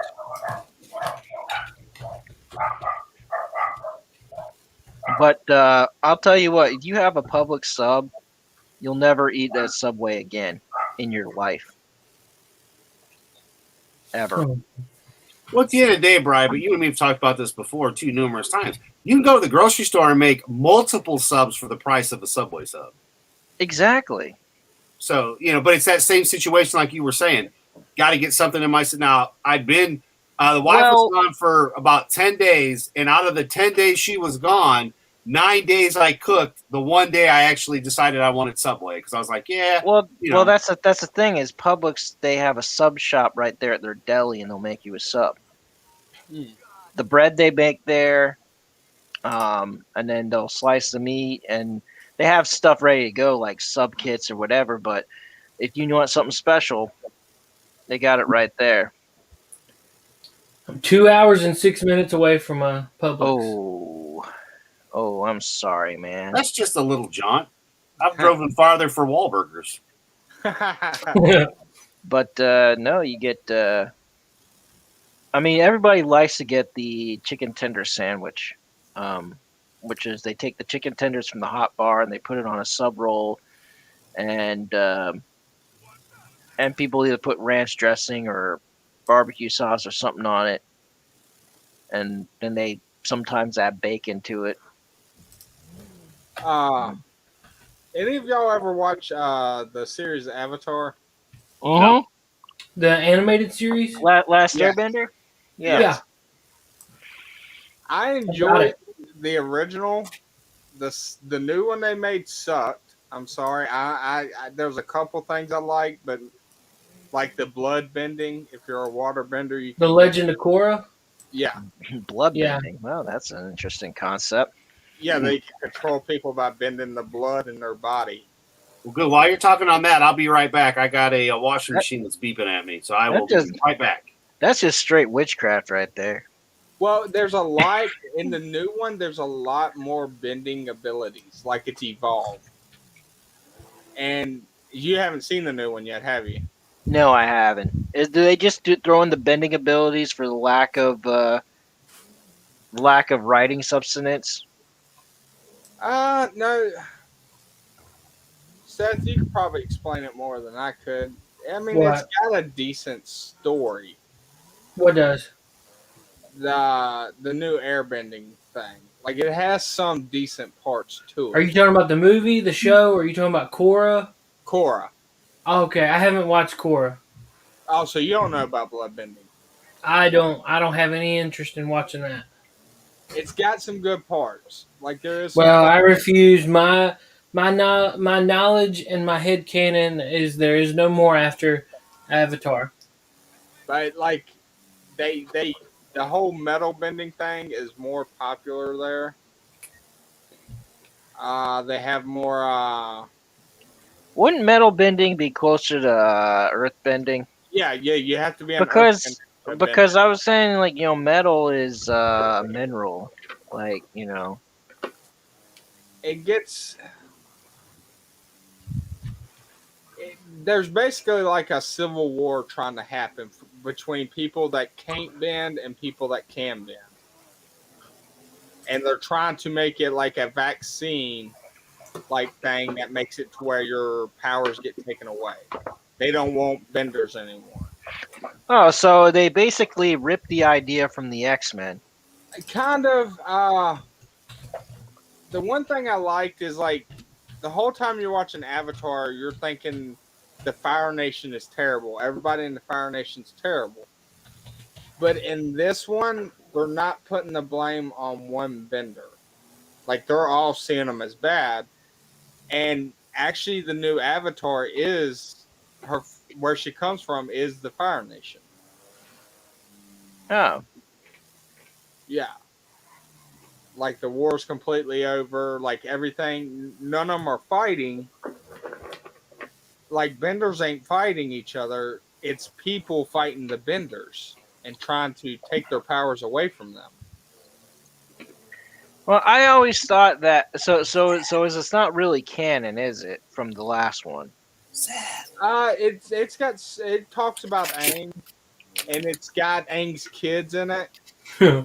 and his grandchildren in it. They're like Okay. the main part of it.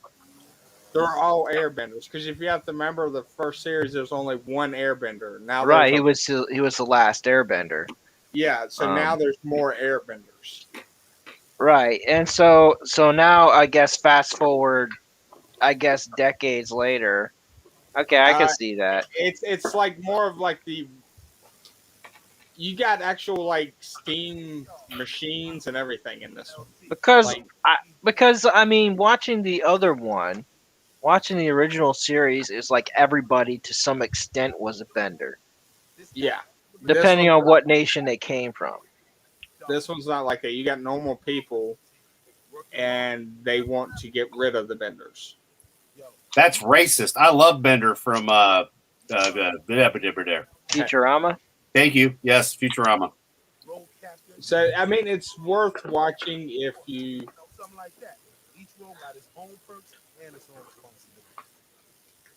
I don't know. Like, there's some parts I didn't like. I like the fact that what was that Earthbender's name? The blind one. Toph. Yeah, Toph. Yeah. Now her daughter's in it, and you don't see Toph until the end of the series. She's still in the woods, just living off the land. Who's the dad? Who's the daddy? Actually, I think it's one of the Fire Lords. I mean, did she see it coming?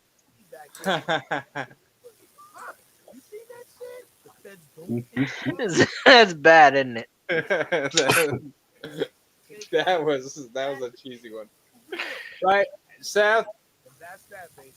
Oh, and it's in competitive sports, like What? the Benders. They have groups of 3. Each person has a bending ability, and you use your bending ability to. It's kind of like tennis with material. Like they'll bend a rock to hit the ball back and forth, and kind of like a dodgeball mix. But like that's the main focus of them playing that sport.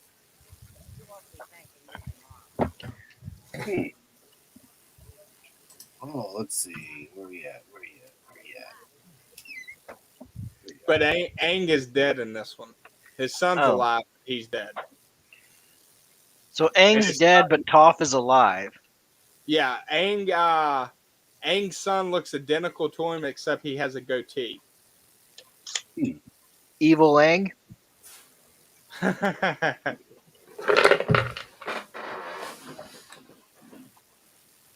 Why is the chat talking about candy? Because Adam was holding up a bag of candy. Oh. Yeah. I did, because I whispered Seth, and he didn't hear me the first time. I did the second time. He did hear me, and then I decided that I was gonna show off the Sour Patch Babies. Oh, you know what? I know earlier we were talking about Batman, but you know what was an underrated Michael Keaton movie was Multiplicity. Never saw it. Mr. Mom. You was a Mr. Mom? Mr. Mom was awesome too. Wait, is that where it had Arnold in it and he got pregnant?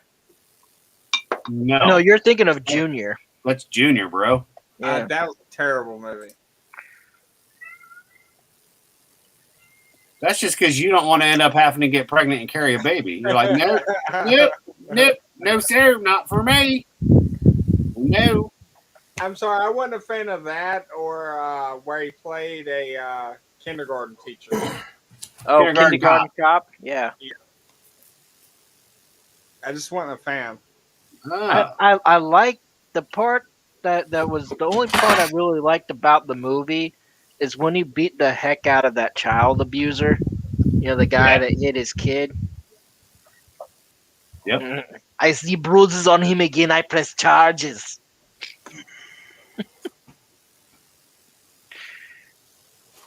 Oh, yeah. That was a good one. That was really good. Okay, let's see. Because, and I'm going to do this just because, I have had all these freaking memes for the last few weeks saved up. So I'm getting them all ready. All right, so you for ready tonight? Well, I'm just telling you. I'm giving you a heads up, Tommy. I'm giving you a heads up because I have been saving these memes, and we've not done it for a few weeks. And of course, we had the toy talk, so I had some then, but I was just like, well, we're toy talking, so it's all good. I'm not gonna, interrupt. I was being polite. What was I thinking? Right? I should have been like, hey, I got memes, man. I got lots and lots of memes. But yeah, I'm getting it here ready as you gentlemen are talking. So I'll let you know, Tommy and Seth, when I got everything all set. But I definitely want to do memes tonight if that's okay with you, gentlemen. Oh yeah. As soon as I can figure out where you disappeared to, because there it is. All right, found it. So yeah, I thought that'd be fun. What do you think, Seth? Cool. Just tell me when you want me to play it. I will have you play it right after I figure out where's the button. This is fun to do with sunglasses. Messages. That's right. These very, very, very, very important messages. All right. So do not hit the share button. There we go. Don't accept it. All right. Go ahead, Mr. T. Go for it.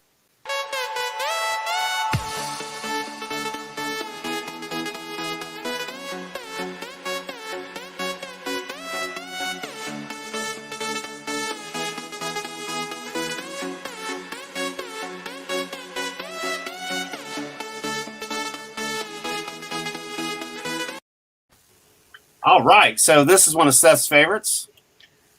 So I just had to. I just had to. I know he loves that one, so that is in the saved file. This was the award winner for today. This one made me excited. I might have shared this one. I can't remember if I did or not in the Facebook page. Join our Facebook page, group page. This one I still. Oops, that one's supposed to pop up yet. But hey, look, go on a date. Look what happens. The pop out. Pop out, baby. The pop out. That goes with the straight pride because, there you go, Brian. I don't think you've seen this one yet. Mm-hmm. I love it. The new energy drink. Tommy, you better go out and buy a case. We're 69 something.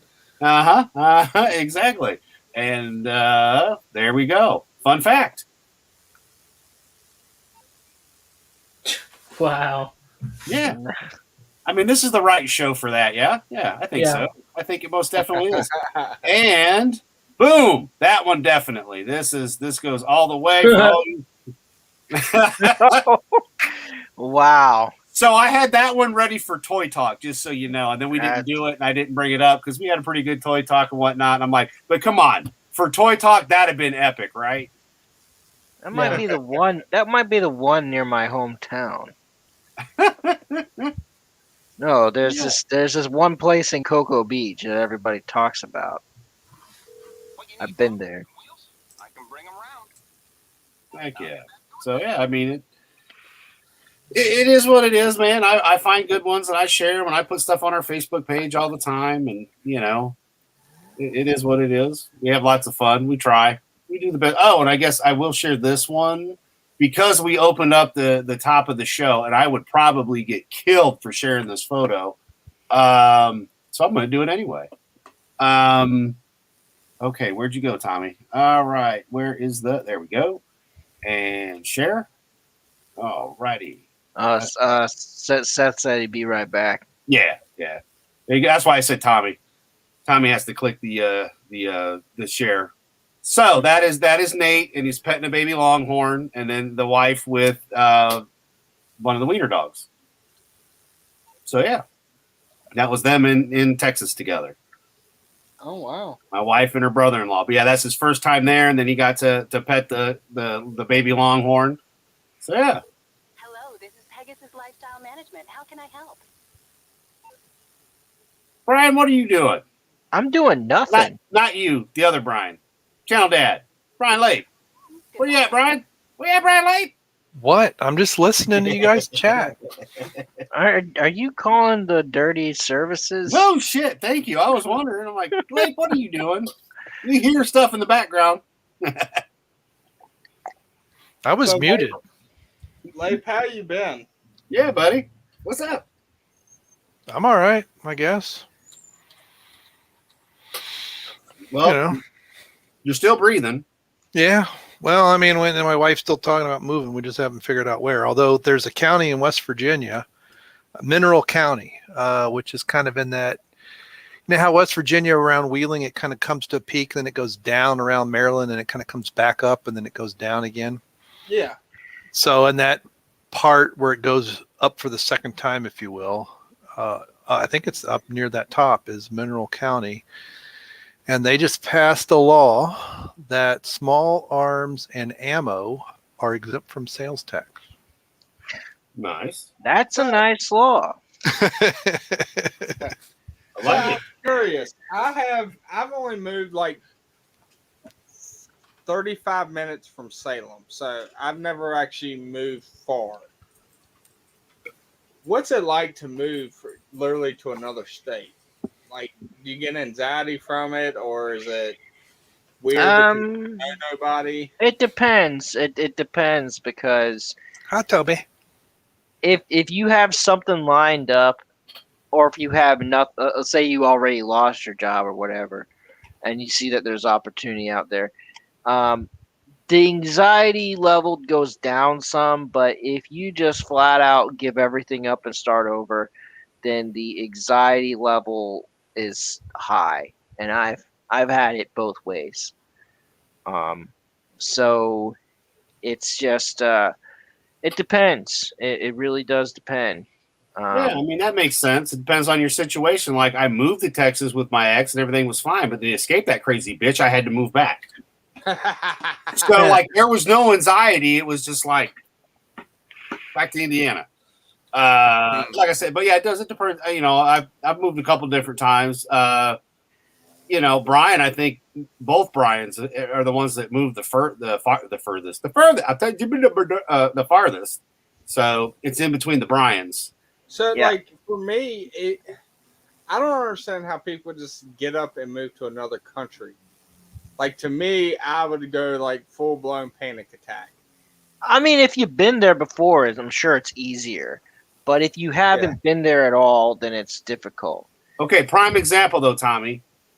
Put your pants on so you can be on camera so I can see your eyeballs. So, prime example, right? Seriously, look, I never do this, but I will do this. So, prime example, right? Let's say America went full left and you have to get vaccinated and you have to fucking, you know, blah, blah, blah, no more guns and all that. You're going to tell me you're not going to want to get the fuck out of here? Where else is there to go, though? There's plenty of other countries, though. Jamaica, Canada, Mexico. There's plenty of other countries, but the freedom we got here is still more than any other country. But if they took it away, if right? you're overweight, and you go to Jamaica, they'll look at you as someone who's well-to-do, and they'll give you respect. Because if you're overweight, they think that you have money because you're fat. Yeah, you're a fat cat. That actually makes sense because they used to believe that, and if you were royalty, you had more weight than someone that wasn't. You could afford to eat. Oh yeah. Now it's the exact opposite because you're living off of McDonald's and Burger King while they're eating salads. Well, even there, they still believe that in Jamaica. Yeah. I'd probably head there. There's also there's a few countries that do have some lax gun laws. I have to look it up again. Mexico. Well, Mexico used to. I think it's actually more stricter now. Hey, don't you know you just got to move out of the U.S. and we all move to Texas because they will just succeed. They're like, no, this is the real America is Texas. I'll tell you what, I think Florida might succeed. I was about to say that would be the second possibility. The bad part is though, when Florida secedes, they would literally have people with pickets trying to chisel away from the U.S. I could see it. They'd be like hitting the ground trying to make like a trench. I think Alabama would join Florida. I think half of Georgia will join Florida. Would Florida want Alabama would be the question. No, we do not want Alabama. What about South Carolina? I like South Carolina. Actually, I like South Carolina better than North Carolina. Yeah. Just based on barbecue sauce alone. There you go. So I got a question for the Bryans and the Tommies since Seth is otherwise occupied. You guys want to see something sassy? You want to see something sassy? Tommy, only if you keep your pants on. Tommy, there you go. There's the sassy wiener that we just got. That's little Miss Sassy. Sassy dog. Okay. Yeah, so she's, let's see. Oops, that's the wrong way. So, yeah, these turned out blurry because she kept jumping. But yeah, she was one of the stud fees. There we go. That we were owed. So we ended up getting her. She's one of the newer ones that we just got. She came back from Texas as well. Damn. So the great state of Texas. That's the Three Stooges. Yeah. I do that for OG all the time. I did it for Raquel the other night when she joined us on Digital Pollution. She's the last with sass, if you will, Raquel, Super Saiyan girl. But yeah, I mean it's a lot of fun. I'll be right back. I'm gonna grab me a drink. Okay, you grab you a drink. My second one right now. Mm-hmm. Oh, Seth, you're back. Yeah. You're back. You didn't get to see my sassy wiener, did you? I did. Oh, okay, cool. Cool. Yep.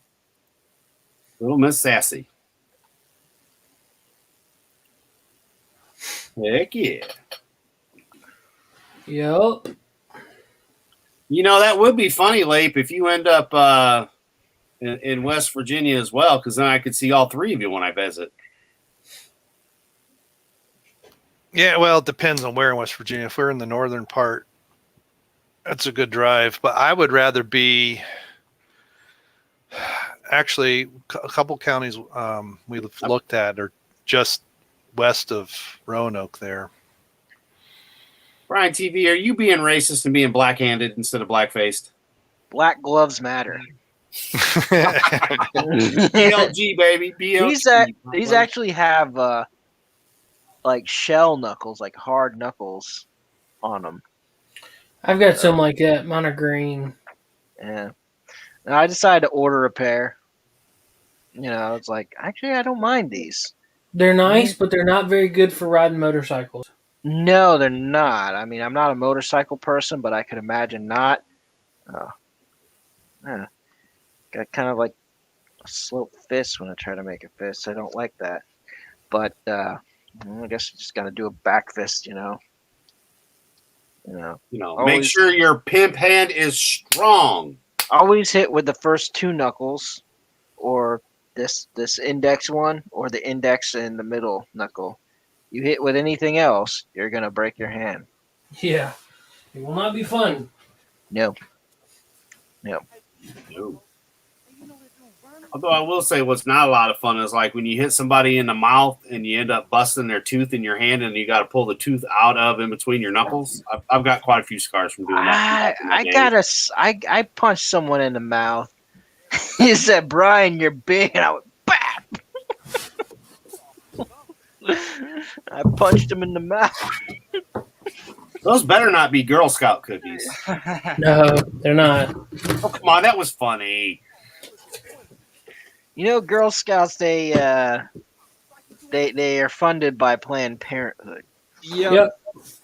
I should do a thing on the Girl Scouts, man. I did a thing on Order of the Arrow for Boy Scouts, and man, did I ever get ratio? I get these comments like, "Have you ever been camping?" Blah blah blah blah blah, and I said I prefer to camp with women and things like that. It's crazy. It's like, yeah, it's technically not a secret society because you can't have like children take an oath of secrecy. You can just tell them don't talk about it. But man, I got this one comment. It's like, you talked about it too much. Blah blah blah blah blah. It's like whatever. Oh yeah, Brian, where's your wife at? Is she anywhere around? Either Brian. My wife's in the other room watching her show. And Yeah, gotcha. Leif, I'm going to assume yours is somewhere else too. Tommy, where's your wife at? Yeah. She's in her mom's room watching TV. Okay, so this will be safe. And Seth, I know it's all good. All right, gentlemen. How much for your wife? Oh, we watched that the other night. She didn't. Just like her first time watching the whole movie all the way through. Did anybody watch the second Borat Brothers film? I did not see the second Borat film. Was it worth it? No. The only thing that's worthwhile was the fact that it did help out some of the newer blues artists that were in the film.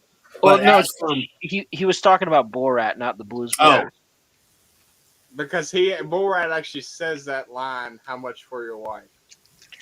So that's why I thought you was going off of. But then I remembered, oh no, Blues Brothers said it first. No, what I did like about the second Blues Brothers film was exactly what Adam said. The music that's in it, and the people that were in it for the music. The actual plot line and storyline was subpar, and it was really hard to recreate. That the Blues Brothers. Does he light up? Yeah, but you don't have any batteries in them. This is the first time I've taken it out of the box. Gotcha. So yeah, as long as you put batteries in, then he lights up. Awesome. Yeah, a little button. Gotcha. Are you gonna put it with the other Power Rangers, or are you gonna keep it in the box? I'll probably put them all back in the box. I just haven't pulled them out because I got Oh yeah, Alpha. It is so funny. Like, I mean this with absolutely nothing but love. But the other night they were talking about Power Rangers, and I'm like, Seth is the Power Ranger guy, not me. Like, I saw a little bit of the first series, and that was it. Because the kids watched it and whatnot, but that was it. Nothing against anybody that watches Power Rangers. I'm just not that knowledgeable on it. I mean, I know some stuff, but not a lot. But I'm always like, Seth is the go-to guy, and then after that's Tommy. Now, Seth, I mean, I don't mean disrespect here, but would you say that Alpha 5 would be their representation for Pride Month? No. I think the big floaty head would be better, yes. Really? Yeah, why not? It's a head that floats. It's just a head. But I also, when Power Rangers came out, was what, early 80s? No. It was early to mid 90s. Yeah. Wait, what? So repeat the question. When did Power Rangers come out? Tommy said in the 80s. Power Rangers aired in America in 1993. No, I'm talking about when it actually, like, they made... Super Sentai has been around since 74. Oh, wow. See, Yeah. I was wondering if it was in the 80s. Nope. You see more Power Ranger fans in the mid-30 age or early 30s. You don't really see them when you get up to 40 as much. Well, the reason why you have mid 30s is because that's when it was on TV. Is when people in their mid 30s were kids, like 10, 11, 12 years old. Yeah, that's why I like. That's why I think Collector Express never really watched it, and Adam really was not really into it, is because it's kind of more of an age thing. Well, I think mean, about it, Tommy. I was working like you do now back then. Yeah, that's what I'm talking about. Yeah. So I We mean, were I've seen episodes. Like I thought Tommy, the Green Ranger, was the shiznit, man. Oh Like, yeah. I saw the first run. That's what my kids were watching too. So I mean, like that bit I got, but then you guys know, being dads and whatnot, and job and all that kind of stuff, and I just never went back. Now, if Seth was to be like, hey, on Thursdays we're going to start watching Power Rangers, or Wednesdays, or Mondays, or Sundays, or well, not Sundays. I take that back. Saturday. But like if we had a thing, I would not watch it. I have no problem with it. I'm not as knowledgeable because like Brian was saying too, I was working. Yeah, like we were at home sitting down eating a bowl of cereal while you were clocking in. Yeah. That's how I was getting to. I never really watched cartoons in the morning before school, because I took as much time as I could to sleep. However, after school is when I watched TV, and actually that's when it came on, was after school. But I wasn't as into it as other people. You didn't eat a bowl of cereal after school? No. It came. The new episodes was on in the afternoons, but it played the day before the reruns in the mornings. Yeah. In the mornings, believe it or not, when I did actually turn on the TV, it was actually VR Troopers. It was VR Troopers was on in the morning.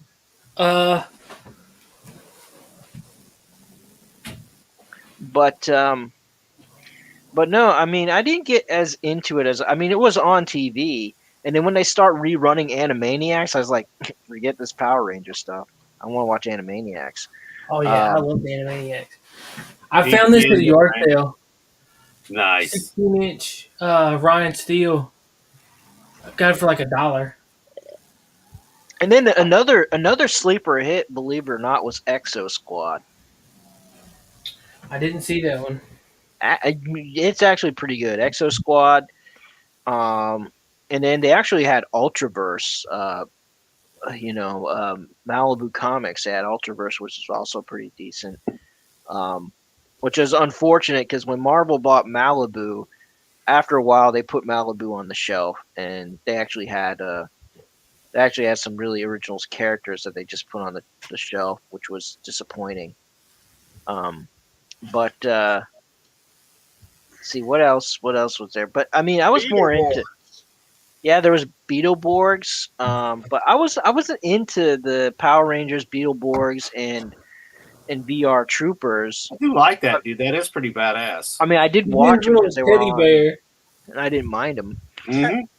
Wait, where did Teddy Bear come from? I don't remember that. There was an episode where the command center got broken into during the middle of the night, and Alpha was asleep with holding his teddy bear. Oh. And his teddy bear is a bear that's got the head of sort of like Alpha. Yeah.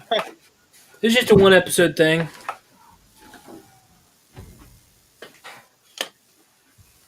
Gotcha. Oh no, now it's not new in box. You opened it. For shame, sir. For shame. Toys are meant to be played with. Do what? I said toys are meant to be played with. Adam's trying to shame you for opening it up. No, I'm just busting his chops. I don't care. You've seen the amount of stuff I've got open in my office. Oh yeah. Do you think I don't play with my Legos? I mean, come on. I got the 66 Lego Adam West Batman set. You bet your ass I opened it, put it together. I move that shit around all the time. When you're talking about one episode stuff, Tommy, they made a whole action figure for one episode. Wow. Yeah. I never saw that episode. Oh, it was really cool. When Black Dude became had the power. Yep. So did he become He-Man then? No, I'm just kidding. No, he had the touch. He got the power. When all hell's breaking loose, you gotta face the eye of the storm. Well, no. There was an episode where Tommy had gotten hurt. There was no way for him to keep fighting, so Zach was the only person around. So Tommy transferred his powers. I thought Tommy transferred his powers to Jason for a little bit. But you could transfer. He could transfer whatever to whoever, whenever. It was one episode where Tommy got hurt. They were on the rocks, like fighting this oyster monster, and he was like, "Come here, Zach," and transferred the powers to Zach. See, that should have been a whole line if you ever did like multiple people. I mean, come on, let's see Kimberly with the Zords. I think they're going to. That'd be kind of cool. They need to make her more skimpy. Yeah, but she's got to be in a bikini. They need to make the Western action figures.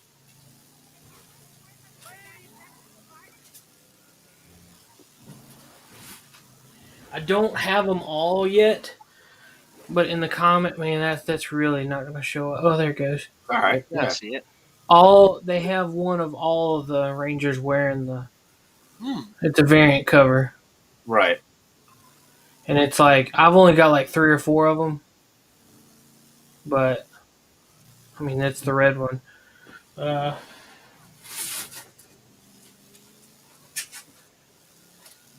only have red, pink, and black wearing the shield.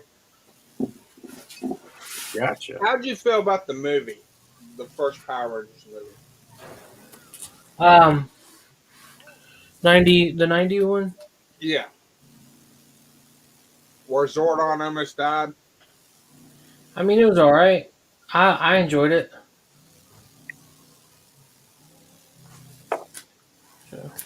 I liked it because that was one of the few times that a series went to a movie and the movie was actually good. Well, Transformers, the movie was fine. What was wrong with that, Tommy? It never went to a series, though. Transformers wasn't a series and then became a movie. I'm talking a real action series. Like What? live action. Oh, live action. Okay. Like go from That'd live action. that'd be hard to do. movie. Yeah. That'd be really difficult to do, and it would be cheese whizzes all get out. Yeah. That'd Without be it really hard to do for a TV with- show. without it being Voltron. You know, I guess Voltron would be the closest thing to it. God, I love Voltron. Not the new one. I mean, it was all right, but that really made me mad. You know, I think there's just this concerted effort to just destroy every, not just rewrite, but just flat out destroy everything. Like apparently, like a guy I was working with today, like said, you know what they're trying to do? They're trying to say Indiana Jones was a pedophile. I'm like, okay, how does that work? Hey, man, Velma from Scooby-Doo is now Asian.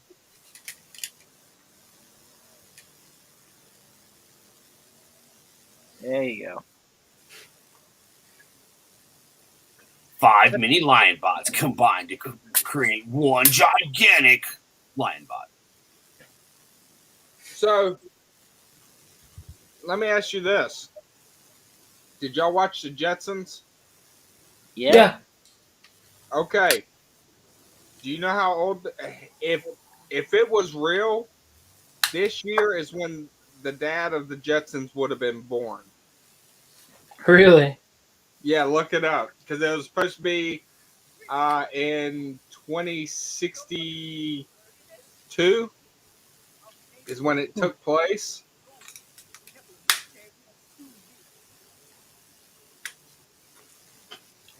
The one cool thing about the Voltron, the big one, is it's got all these little trap doors where the little vehicles that they would fly to the robots to get in them. Right. So like each one came with it, and you can take it out and like play with it. Oh yeah, those are kind of tiny. That's badass. Yeah. Derange, what are you putting in the chat there? there. I don't understand that. Why? Is that supposed to be something? I don't know. That's supposed to be your butt?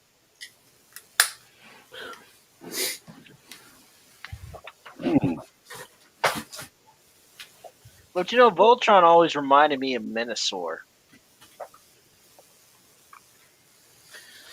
I don't know who that is. Transformers, it's a combiner robot. Oh, okay. Destructicons. Yeah, I know what you mean. Yeah, the Yep. Stunticons, yeah. Destructicons. Yeah. Did y'all like the movies? The animated one was the bomb, yo. The animated one, yes. After the first Transformers movie by Michael Bay, I did not watch another live-action Transformers movie. It was dead to me. I wasn't about to go pay money to go see it. I wasn't going to waste my time to go watch it.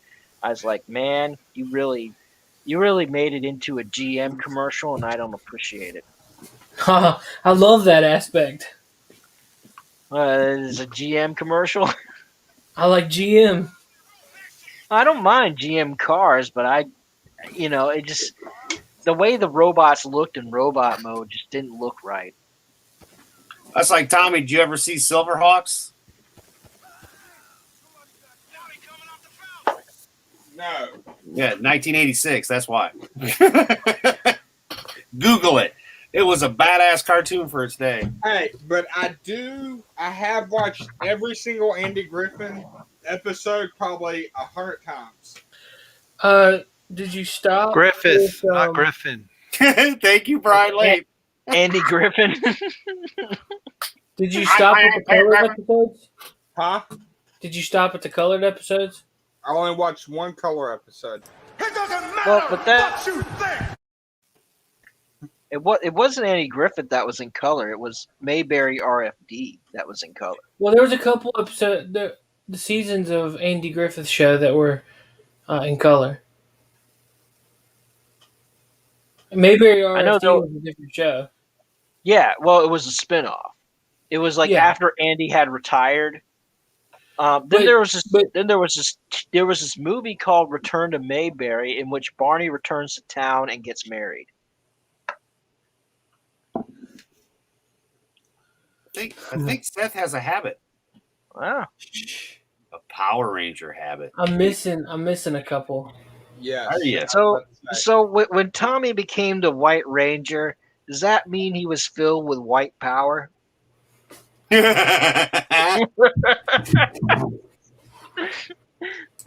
What you just said is one of the most insanely idiotic things I have ever heard.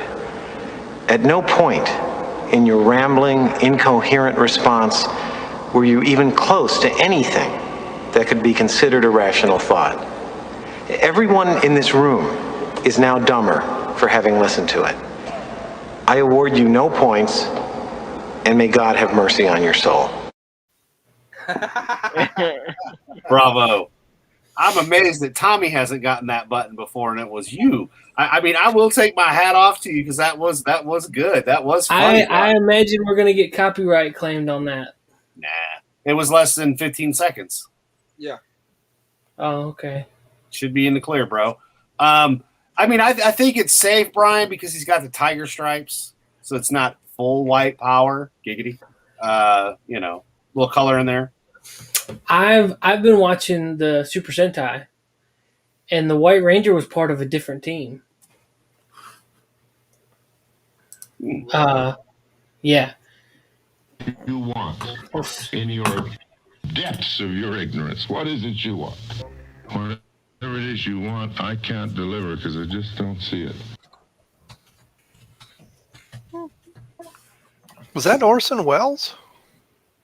Yeah.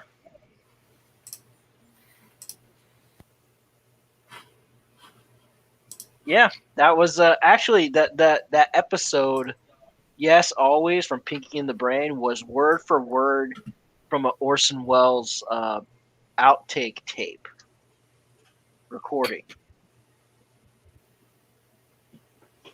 What? Tommy, that's the team the White Ranger was from. Why is he so short? because he's a kid. Wow. Yeah, that's right. That's right. A perverted kid, wasn't he? Yeah, he kept grabbing the Pink Ranger's boobs. Well, wouldn't you? I'd be Different Pink grabbing her Ranger. She fanny. wasn't that pretty. Well, Doesn't matter. if Tommy was the White Ranger, who was the Green Ranger? Well, I mean that's a different team. Yeah, that's Okay. not Tommy. That's the White Ranger. This is the Japanese Super Sentai. This is a Die Ranger, and the White Ranger was a part of this team with these suits. But they never did the Die Rangers for the American version, did they? Well, that was the Thunder Megazords. Oh. See, Saban thought that that nobody would be able to recognize the suits if they changed up the suits. Like when they got the new Megazords, they they should have changed outfits with it, and they would have had a buttload of new footage to use. But it would have been hard with a short White Ranger. Well, I mean, when he transformed, I don't know why he's short in that picture, but he's supposed to be full size. Remember Justin in Turbo? I hated that. Well, do you remember? But Yeah. do you remember when he morphed? He got tall. Yeah. That's where they got that idea from. Was the Super Sentai of the Die Rangers? Well, think about it, dude. You'd have had even more toys to come up with if you'd have changed their costumes all into that. Exactly. But see, they were worried that they wouldn't have that they wouldn't be able to recognize who they were. How would you not? Because that's why you have the English bits where you have the people, and then and then da-da-da. Well, but see, I mean, I understand, but I don't understand because if you think about it, like we think about it now, Power Rangers would have been like whatever, but if you think about it back then, it would have been it would have been noticeable, but there wouldn't have just been people wouldn't have known. Well, I was just thinking because they could always add the morph scene where they change, so then you'd know who each Right. Ranger was. So in theory, that's a horseshit excuse on their part. I agree. White At the Ranger time, Power actually- Rangers wasn't as big, Right. so they The White wouldn't have, Ranger actually fits really good with them, though. do Like, what? the White Ranger fits really good with that group, though. That's what I'm saying. Yeah. See, I That's think that's badass. That's why when the White Ranger came around, that's when Zordon started splitting the teams up. If you paid attention, Zordon would be like, "Hey, there's a monster in the park, and there's these people are getting attacked over here. Rangers, you go over here and send Tommy after the monster." Tommy got seriously overworked because they didn't have a lot of footage to use, so they just stuck with the White Ranger. But I watched the Super Sentai, and the White Ranger sucked. Like Did he? Wow. he showed up a few different times to kind of help out, but majority of the time he really didn't. He just kind of took off and like would leave the team and be like, "Man, forget it." He was very selfish. So, I mean, it was it was cool. I mean, I'm enjoying watching the Super Sentai because it was like you're getting to see what the characters actually were from. Now, So in essence, for the most part, they really didn't do much in the suits. They actually just did the live action, just wearing plain civilian clothes, and they Yep. just took the old footage. Right. They said that, like Jason said, the guy that played Jason, he said that the first season, like they didn't have any suits. I don't know how true that was because I'm pretty sure I've seen some footage of them. Like I wish I would have paid attention last year because he was at Comic-Con, but I had my attention elsewhere. I was I was doing sound and stuff for that, and they asked me to cover it this weekend too. So hey, good for me. Now, on is Sunday. Power Rangers, do they actually have powers? Because the only reason I'm getting at with that, does it make them fight better, or do they already know how to fight? And that's like they got our armor or something. Is it just the armor, or is it actual power? Because you watched it from the English version and the other, so.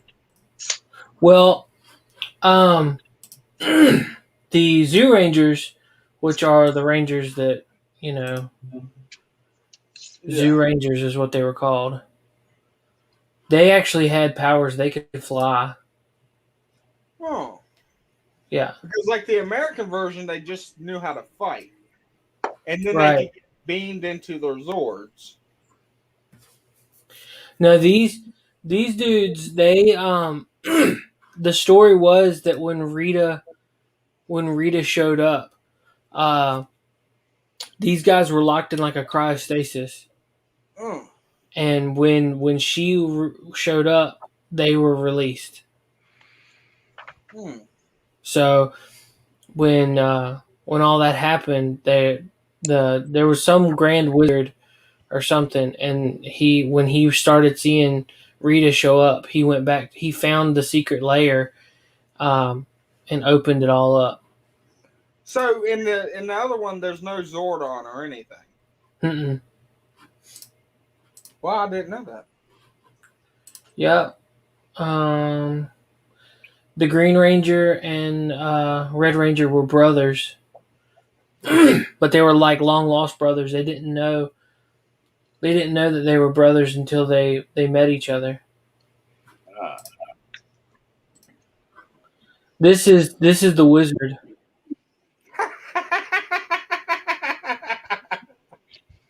Wow. He was cool. Yeah, but it looks like eyebrows.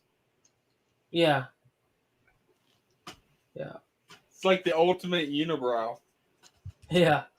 But Burai was the Green Ranger, and he was the older brother to crap, I can't remember his name. Jason. No. I'm talking about like the Super Sentai. Burai was the Green Ranger, and I forget the Red Ranger's name in the show. So was the Green Ranger evil in both of them? When the Green Ranger showed up, he had been locked underground in some kind of frozen. I guess I don't know exactly like what he was, but like he was wrapped up. See if I can find how he was kept, because there was a scene. They showed it a lot in the. They showed it a lot in Power Rangers when they had Tommy. When they were first giving him the Green Ranger power, they put him in like this cocoon, and you saw like the green flashing lights and him breaking out of the cocoon. That was actually footage from Super Sentai of him, him breaking out of like his cryostasis sleep. I keep saying cryostasis because that was like his he was held. YouTube deleted my comment there in the chat. I was responding to Deranged Lunatic. I responded, I said Bill Nye is a hoe, and they deleted that. Really? Yeah. Just spell it H-O. Oh. All right, well, let's try it again. Let's see. Bill. Because it didn't even pop up like allow or don't allow. Because I'm double watching it, but trying to get as many watch hours as possible. See. I'm not a fan of Bill Nye at all. I didn't like him.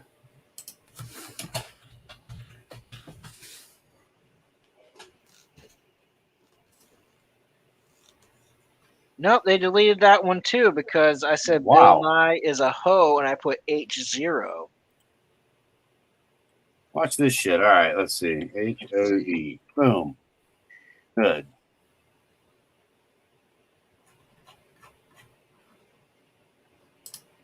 Huh. were having problems on digital pollution as well back in the day where even us as mods couldn't do it. But let's see.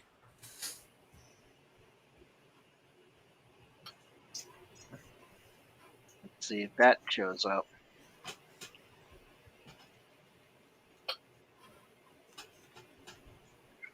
Yep, that shows up. Good old screw tube.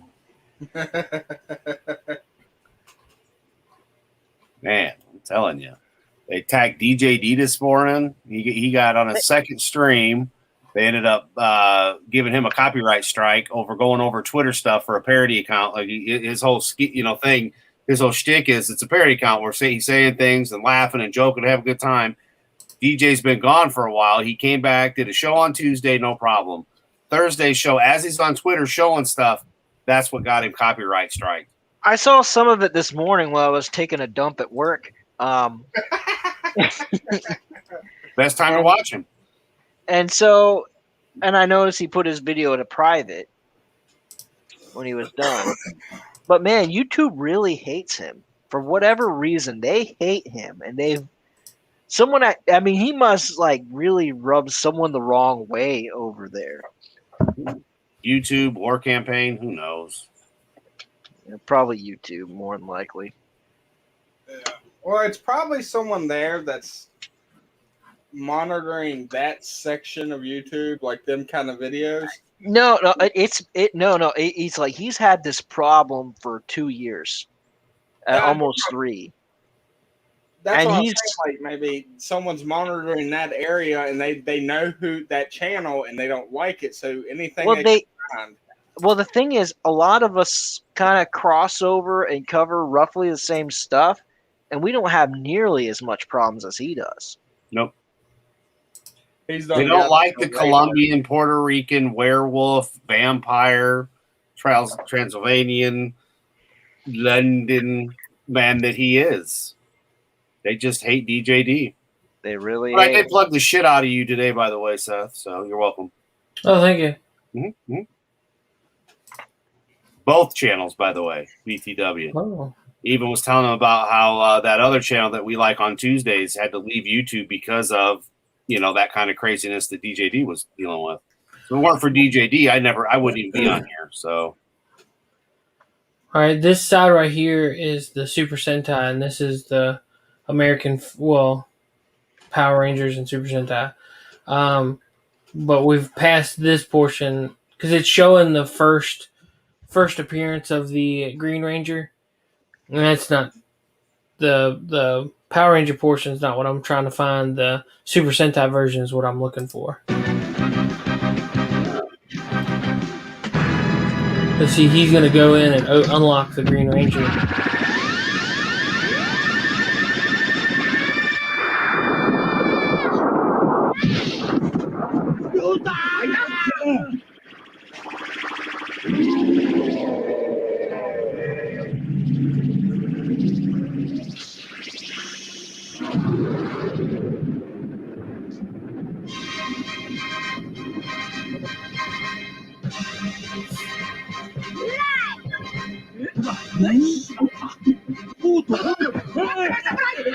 Wait, they had guns?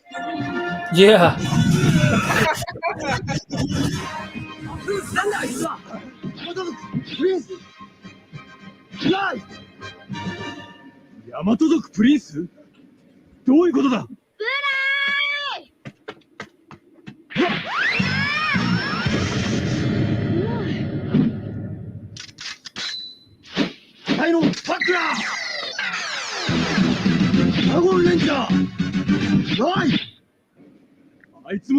That's a shame. He's a peckerhead. Yeah. I know Tommy was kind of an asshole in the American version, but not like that. Kid freeze him and he's being a dick. Oh, I remember this. Yeah. He told him to go down. Wait. This is great.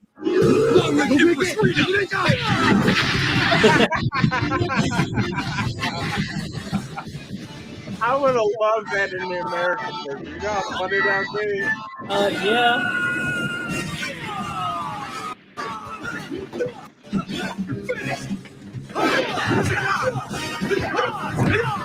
I don't know why they're showing two different things because Of the same the thing. same footage. Yeah. Because they're I in mean, suits. but if they didn't, we wouldn't have got the subtitles of what was said that wasn't said. I know. There's a lot of like that in wow. in the Super Sentai. I swear it was Netflix or something where they had a thing on the Power Rangers. Maybe I'm wrong. I was like Tubi. Do you guys have Tubi? I do. Mm-hmm. Tubi's free. You can get it wherever. I got the app. Yeah. Yeah. Well, you can get all the Super Sentai there. Oh wow. Yeah. So I mean, if you ever want to go back and check it out, it's interesting. I mean, I've watched all the Power Rangers, so like it's nice to go back and see the different storylines from the Super Sentai vantage point. So I mean, well, why wouldn't it be, right? Let's see what the original was versus what we got shoved down our throats. Right. So I mean, the Zoo Rangers were a lot better than the Mighty Morphin Power Rangers, in my opinion.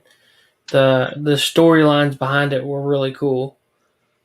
That Green Ranger seemed like a real asshole, though. He was, dude. He was a straight up douche. Because I mean, I like Tommy. Like when we first got Tommy, the Green Ranger, and whatnot. You know, he's kind of the bad boy, the badass. You know, I'm like, okay. Then when you just saw me, I'm like that dude was mean.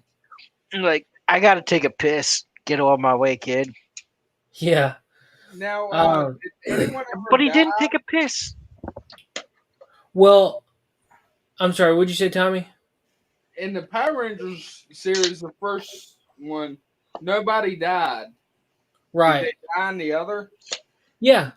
Okay, in Power Rangers, the Green Ranger died, in Power Rangers, the Green Ranger lost his powers because of the green candle. Yeah. All right. In Super Sentai, the green candle was controlling Barai's life.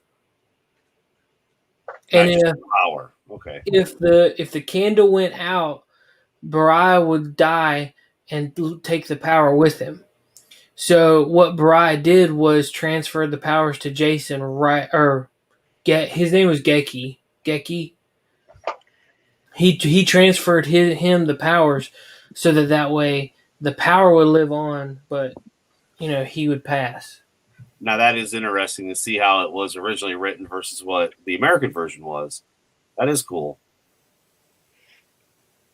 And so the White Ranger was from a different team, and then so they in the show they wrote him in as the White Ranger, saying, "Okay, we brought Tommy back. Now he's got new powers and stuff." Right. Yeah. Because they ran out of footage with the Green Ranger. Because the Green Ranger was only around for like 20 episodes. Yeah. That's too bad. I always liked him as the Green Ranger. And then I remember when he came back as the White, because the kids were... So that's what, season 2 when he came back as the White Ranger? Mm-hmm. Yeah, because the kids were watching that too. So I remember when he came back. Bits and pieces, not obviously because, again, working and whatnot. That's about as far as I'd gotten it. And then you've explained a little bit more to me over, the year that I've been here with you guys, when we get into the Power Ranger debates. Yeah. If, do you like watching shows with subtitles? Because that's all. You know the answer to that question. Well, that's all the Super Sentai is. The Super Sentai has a much more adult themed, not like adult, bad stuff, but like you just saw in here where you told me to go to hell. Oh, you want to see something really messed up? Look up Japanese Spider-Man. Yeah. I've seen it. But yeah, the Super Sentai is really cool. And remember the Aquatar Rangers? Hey, on the old show, we watched Turkish Spider-Man. Yeah, I remember that. Wait, what was it? Turkish Spider-Man? Wasn't he like a porno guy, or is that Batman? I don't know, but with his big, huge, bushy eyebrows, yeah. Yeah, Turkish Spider-Man was a villain. Sorry to cut you off there, Apple. Oh, you're good. But we did it as a watch party, man. It was awesome. Yeah. Go ahead, man. Sorry. Brian TV, do you remember the Aquatar Rangers? No, I do They not. were terrible. They were weird. Oh, they got on my nerves so bad. We need water. We need water. Yeah, dude, they were so bad. And that was in They every episode. were actually they were actually a Super Sentai series themselves. But they didn't look that messed up, did they? No, they were cool. I just I'm remember actually- I'm watching the still- Power Rangers, and that was it. I mean, there was other stuff they had, like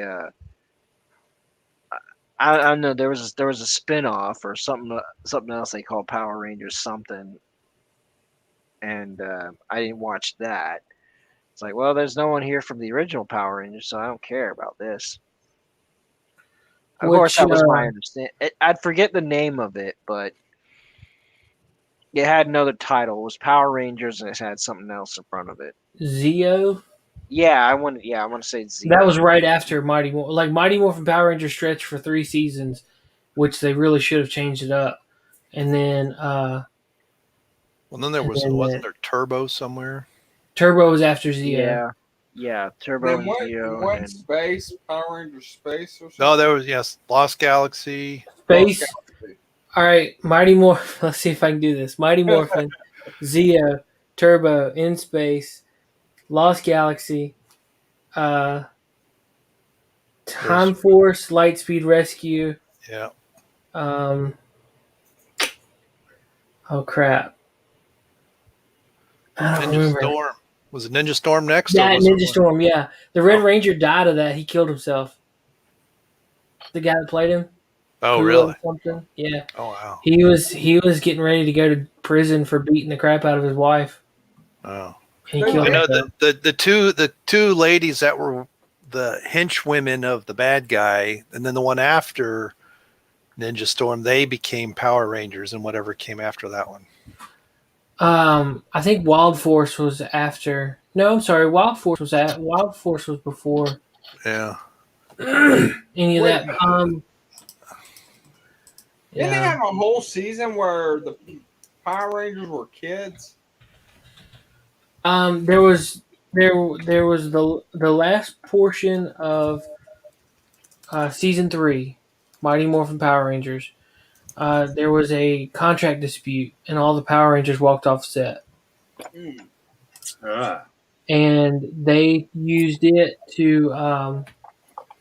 They brought in the kids and made the storyline something like that, to where then they could figure out how to get them back.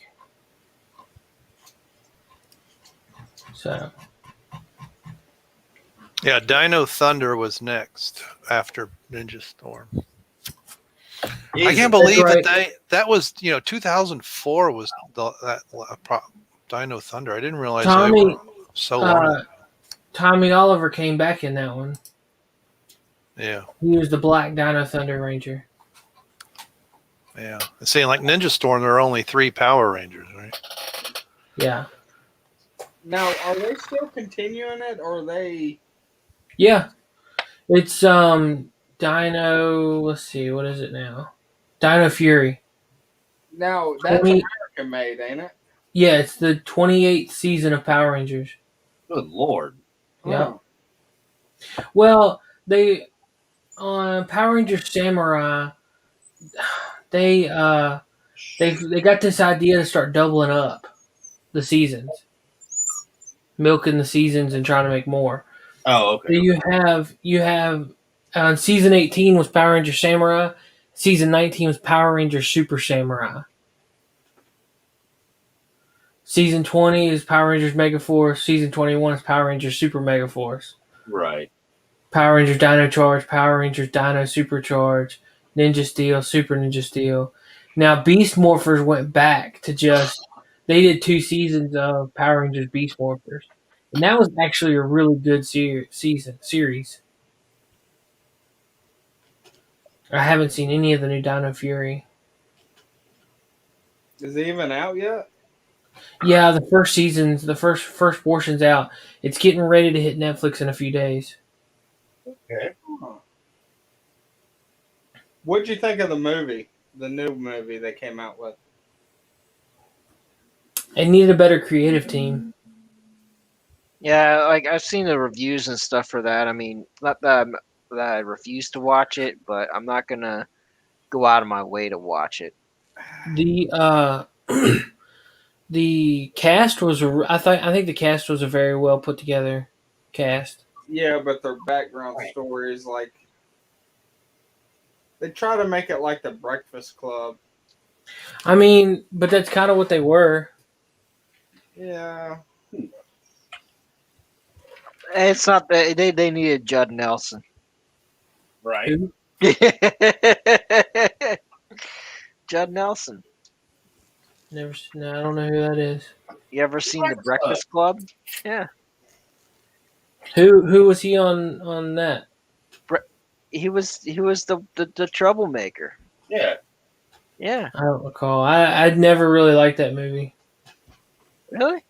Yeah, it always bored me. It always bored me. Really? I enjoyed it. Okay, let me. Have you seen the 1986 Transformers animated movie? Mm-mm. No. Nope. I would say Judd Nelson played Hot Rod. Yeah, he was Hot Rod. Yeah. Yeah. I actually had a star-studded cast for that. They had Leonard Nimoy as Galvatron. Okay, did you see Jay and Silent Bob Strike Back? Yeah. Okay, he was the one with the shotgun that was about to. When Will Ferrell told him to shoot Silent Bob in the ass, he's the one with the shotgun. And he goes, "Let's go back to the station. The Corps hold us a drunk." I don't recall.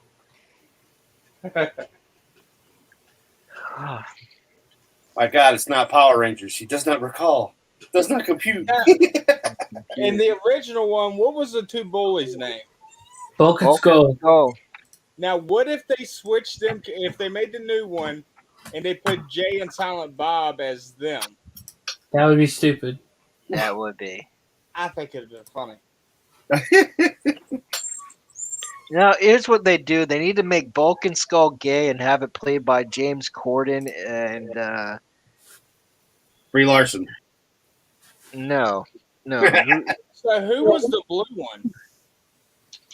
Ninjor? Yeah. I don't know. I haven't got that far in the. It's Kaku Ranger is the ninja one. Like it don't show him like as a person though. So is he a robot or is he just can't take his suit off? I haven't got that far yet. Well, I was talking about in the original when they showed him. No, he was just somebody. Ninjor in the Mighty Morphin Power Rangers was just an entity, and he could like grow himself to be the size of a Megazord. So that was his. So it wasn't supposed to be a person playing him.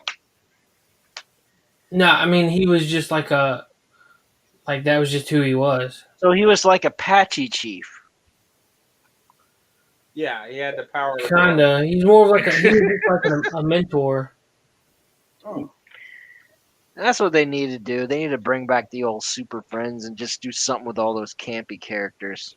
They need to bring back Captain Planet. What they need to do is they need to have Apache Chief, Black Vulcan, and the Wonder Twins do something. Mm-hmm. Oh hell! Let's bring back some Hanna-Barbera stuff, man. Captain Caveman. And, I'm sorry. Are the Wonder Twins based off of the Osmonds? They have to be. Kind of looks like it. I never made that connection, but they sure do. Yeah. I don't know how old the Wonder Twins are. You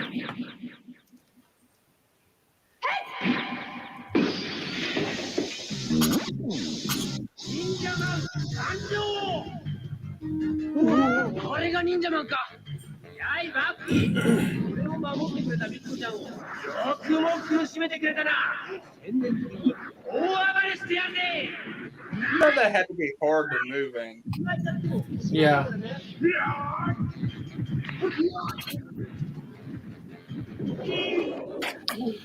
So Well, it looks like they were created in '77, so There's a good chance because Donnie Marie had a variety show around that time. Yeah. What's with them kind of You movies? talk about the that Super fly Friends, or you on talk about the clouds Wonder like that? Twins? Actual. The Wonder Wonder Twins. Twins. The Wonder Twins actually were created in '77. Yeah, it says according to Wikipedia, their first comic appearance was in Super Friends number 7, October 1977. Wow. So there's Yeah, a really good chance. Yeah, they were.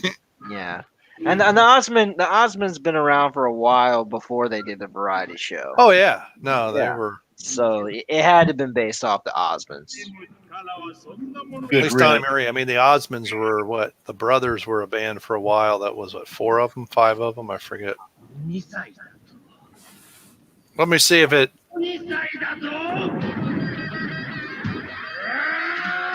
Yeah, well, there you go. Even in the publication history paragraph, the twins' personalities were heavily based on Donnie and Marie Osmond, who were extremely popular at the time and had their own called show it.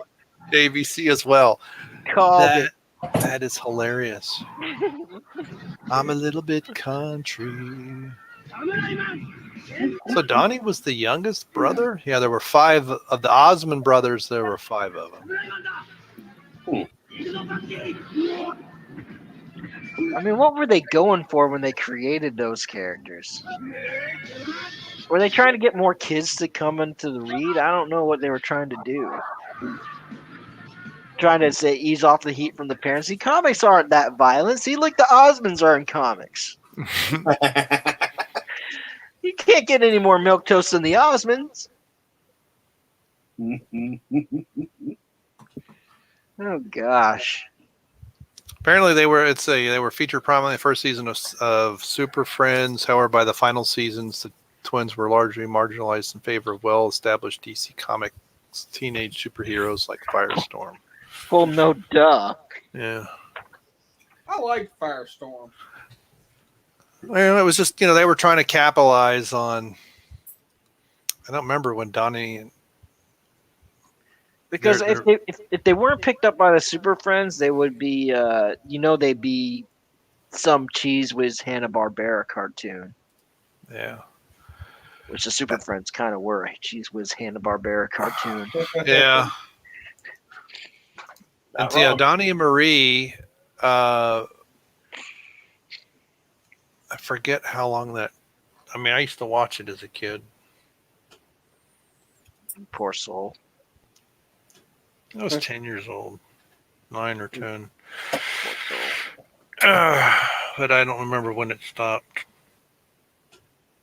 But it stopped, and that was a blessing. Yeah. Well, our TV went out in '79, and then we didn't get another television until Christmas '82, I think. And so a lot of shows ended after, for me they ended in '79, but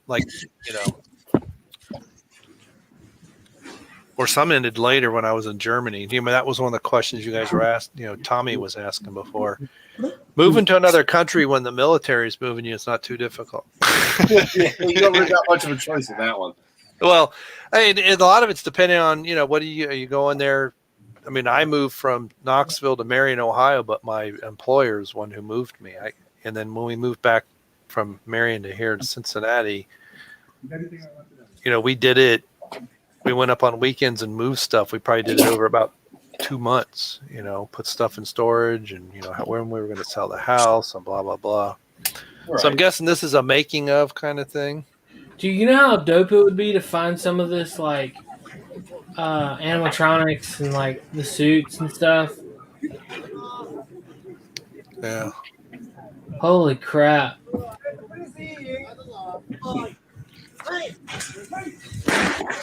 Look at that. Practical effects. J.J. Abrams would be amazed. J.J. Abrams could learn something from this. Well, he could learn because, plot. Yeah. You could learn that you don't need a lens flare for everything. Yeah. Fucking ain't right. Somebody ought to put his lens flares in a mystery box so he won't find them anymore. Send it to him. Mm-hmm. There's a name for J.J. Abrams, Captain Lens Flare. Yeah. Jar Jar Abrams. Oh gosh.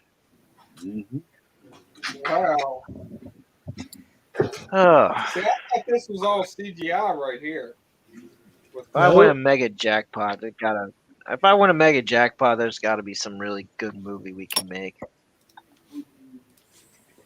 and like make the other crap like crying shame. I mean, what's worse? I don't know what's worse, the poor usage of effects or the crappy writing. How about C? Both. And what are we talking about in Star Wars or in?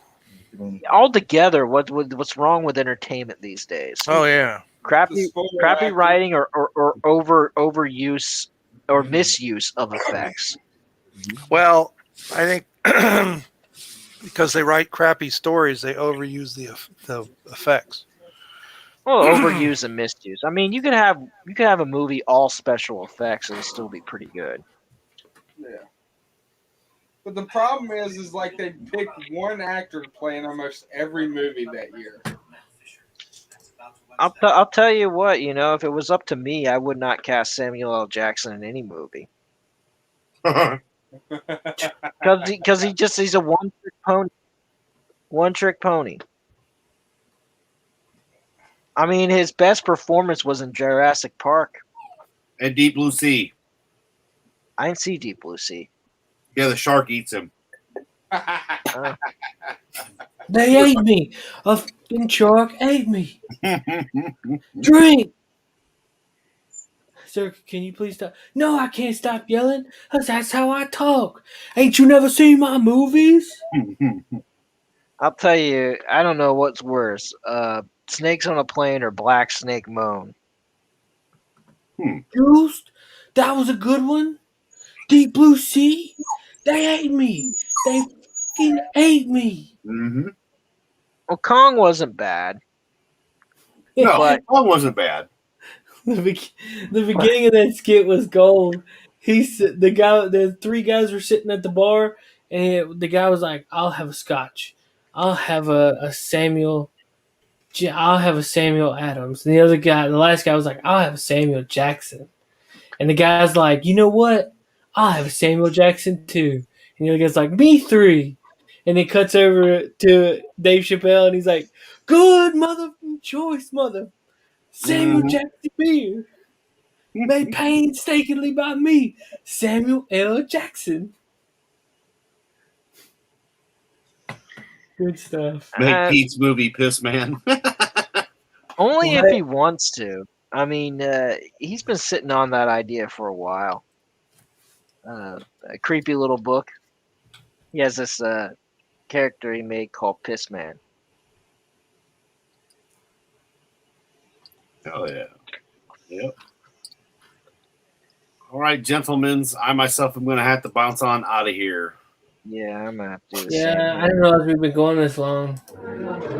Hang on, we about to end out. What'll it be, guys? I'll have a scotch on the rocks. I'll have a Samuel Adams. I'll have a Samuel Jackson. Is that Bill Burr? I'll have a Samuel Jackson too. Me three. 3 Samuel Jacksons coming right up. Good motherfucking coach, Samuel Jackson, made painstakingly by me, Samuel L. Jackson. It'll get you drunk. You'll be fucking fat girls in no time. You might even fight a nigga too. Bitch. How's it taste, motherfucker? Hello? Can you stop yelling at me, please? No, I can't stop yelling, because that's how I talk. You ain't never seen my movies? Juice, that was a good one.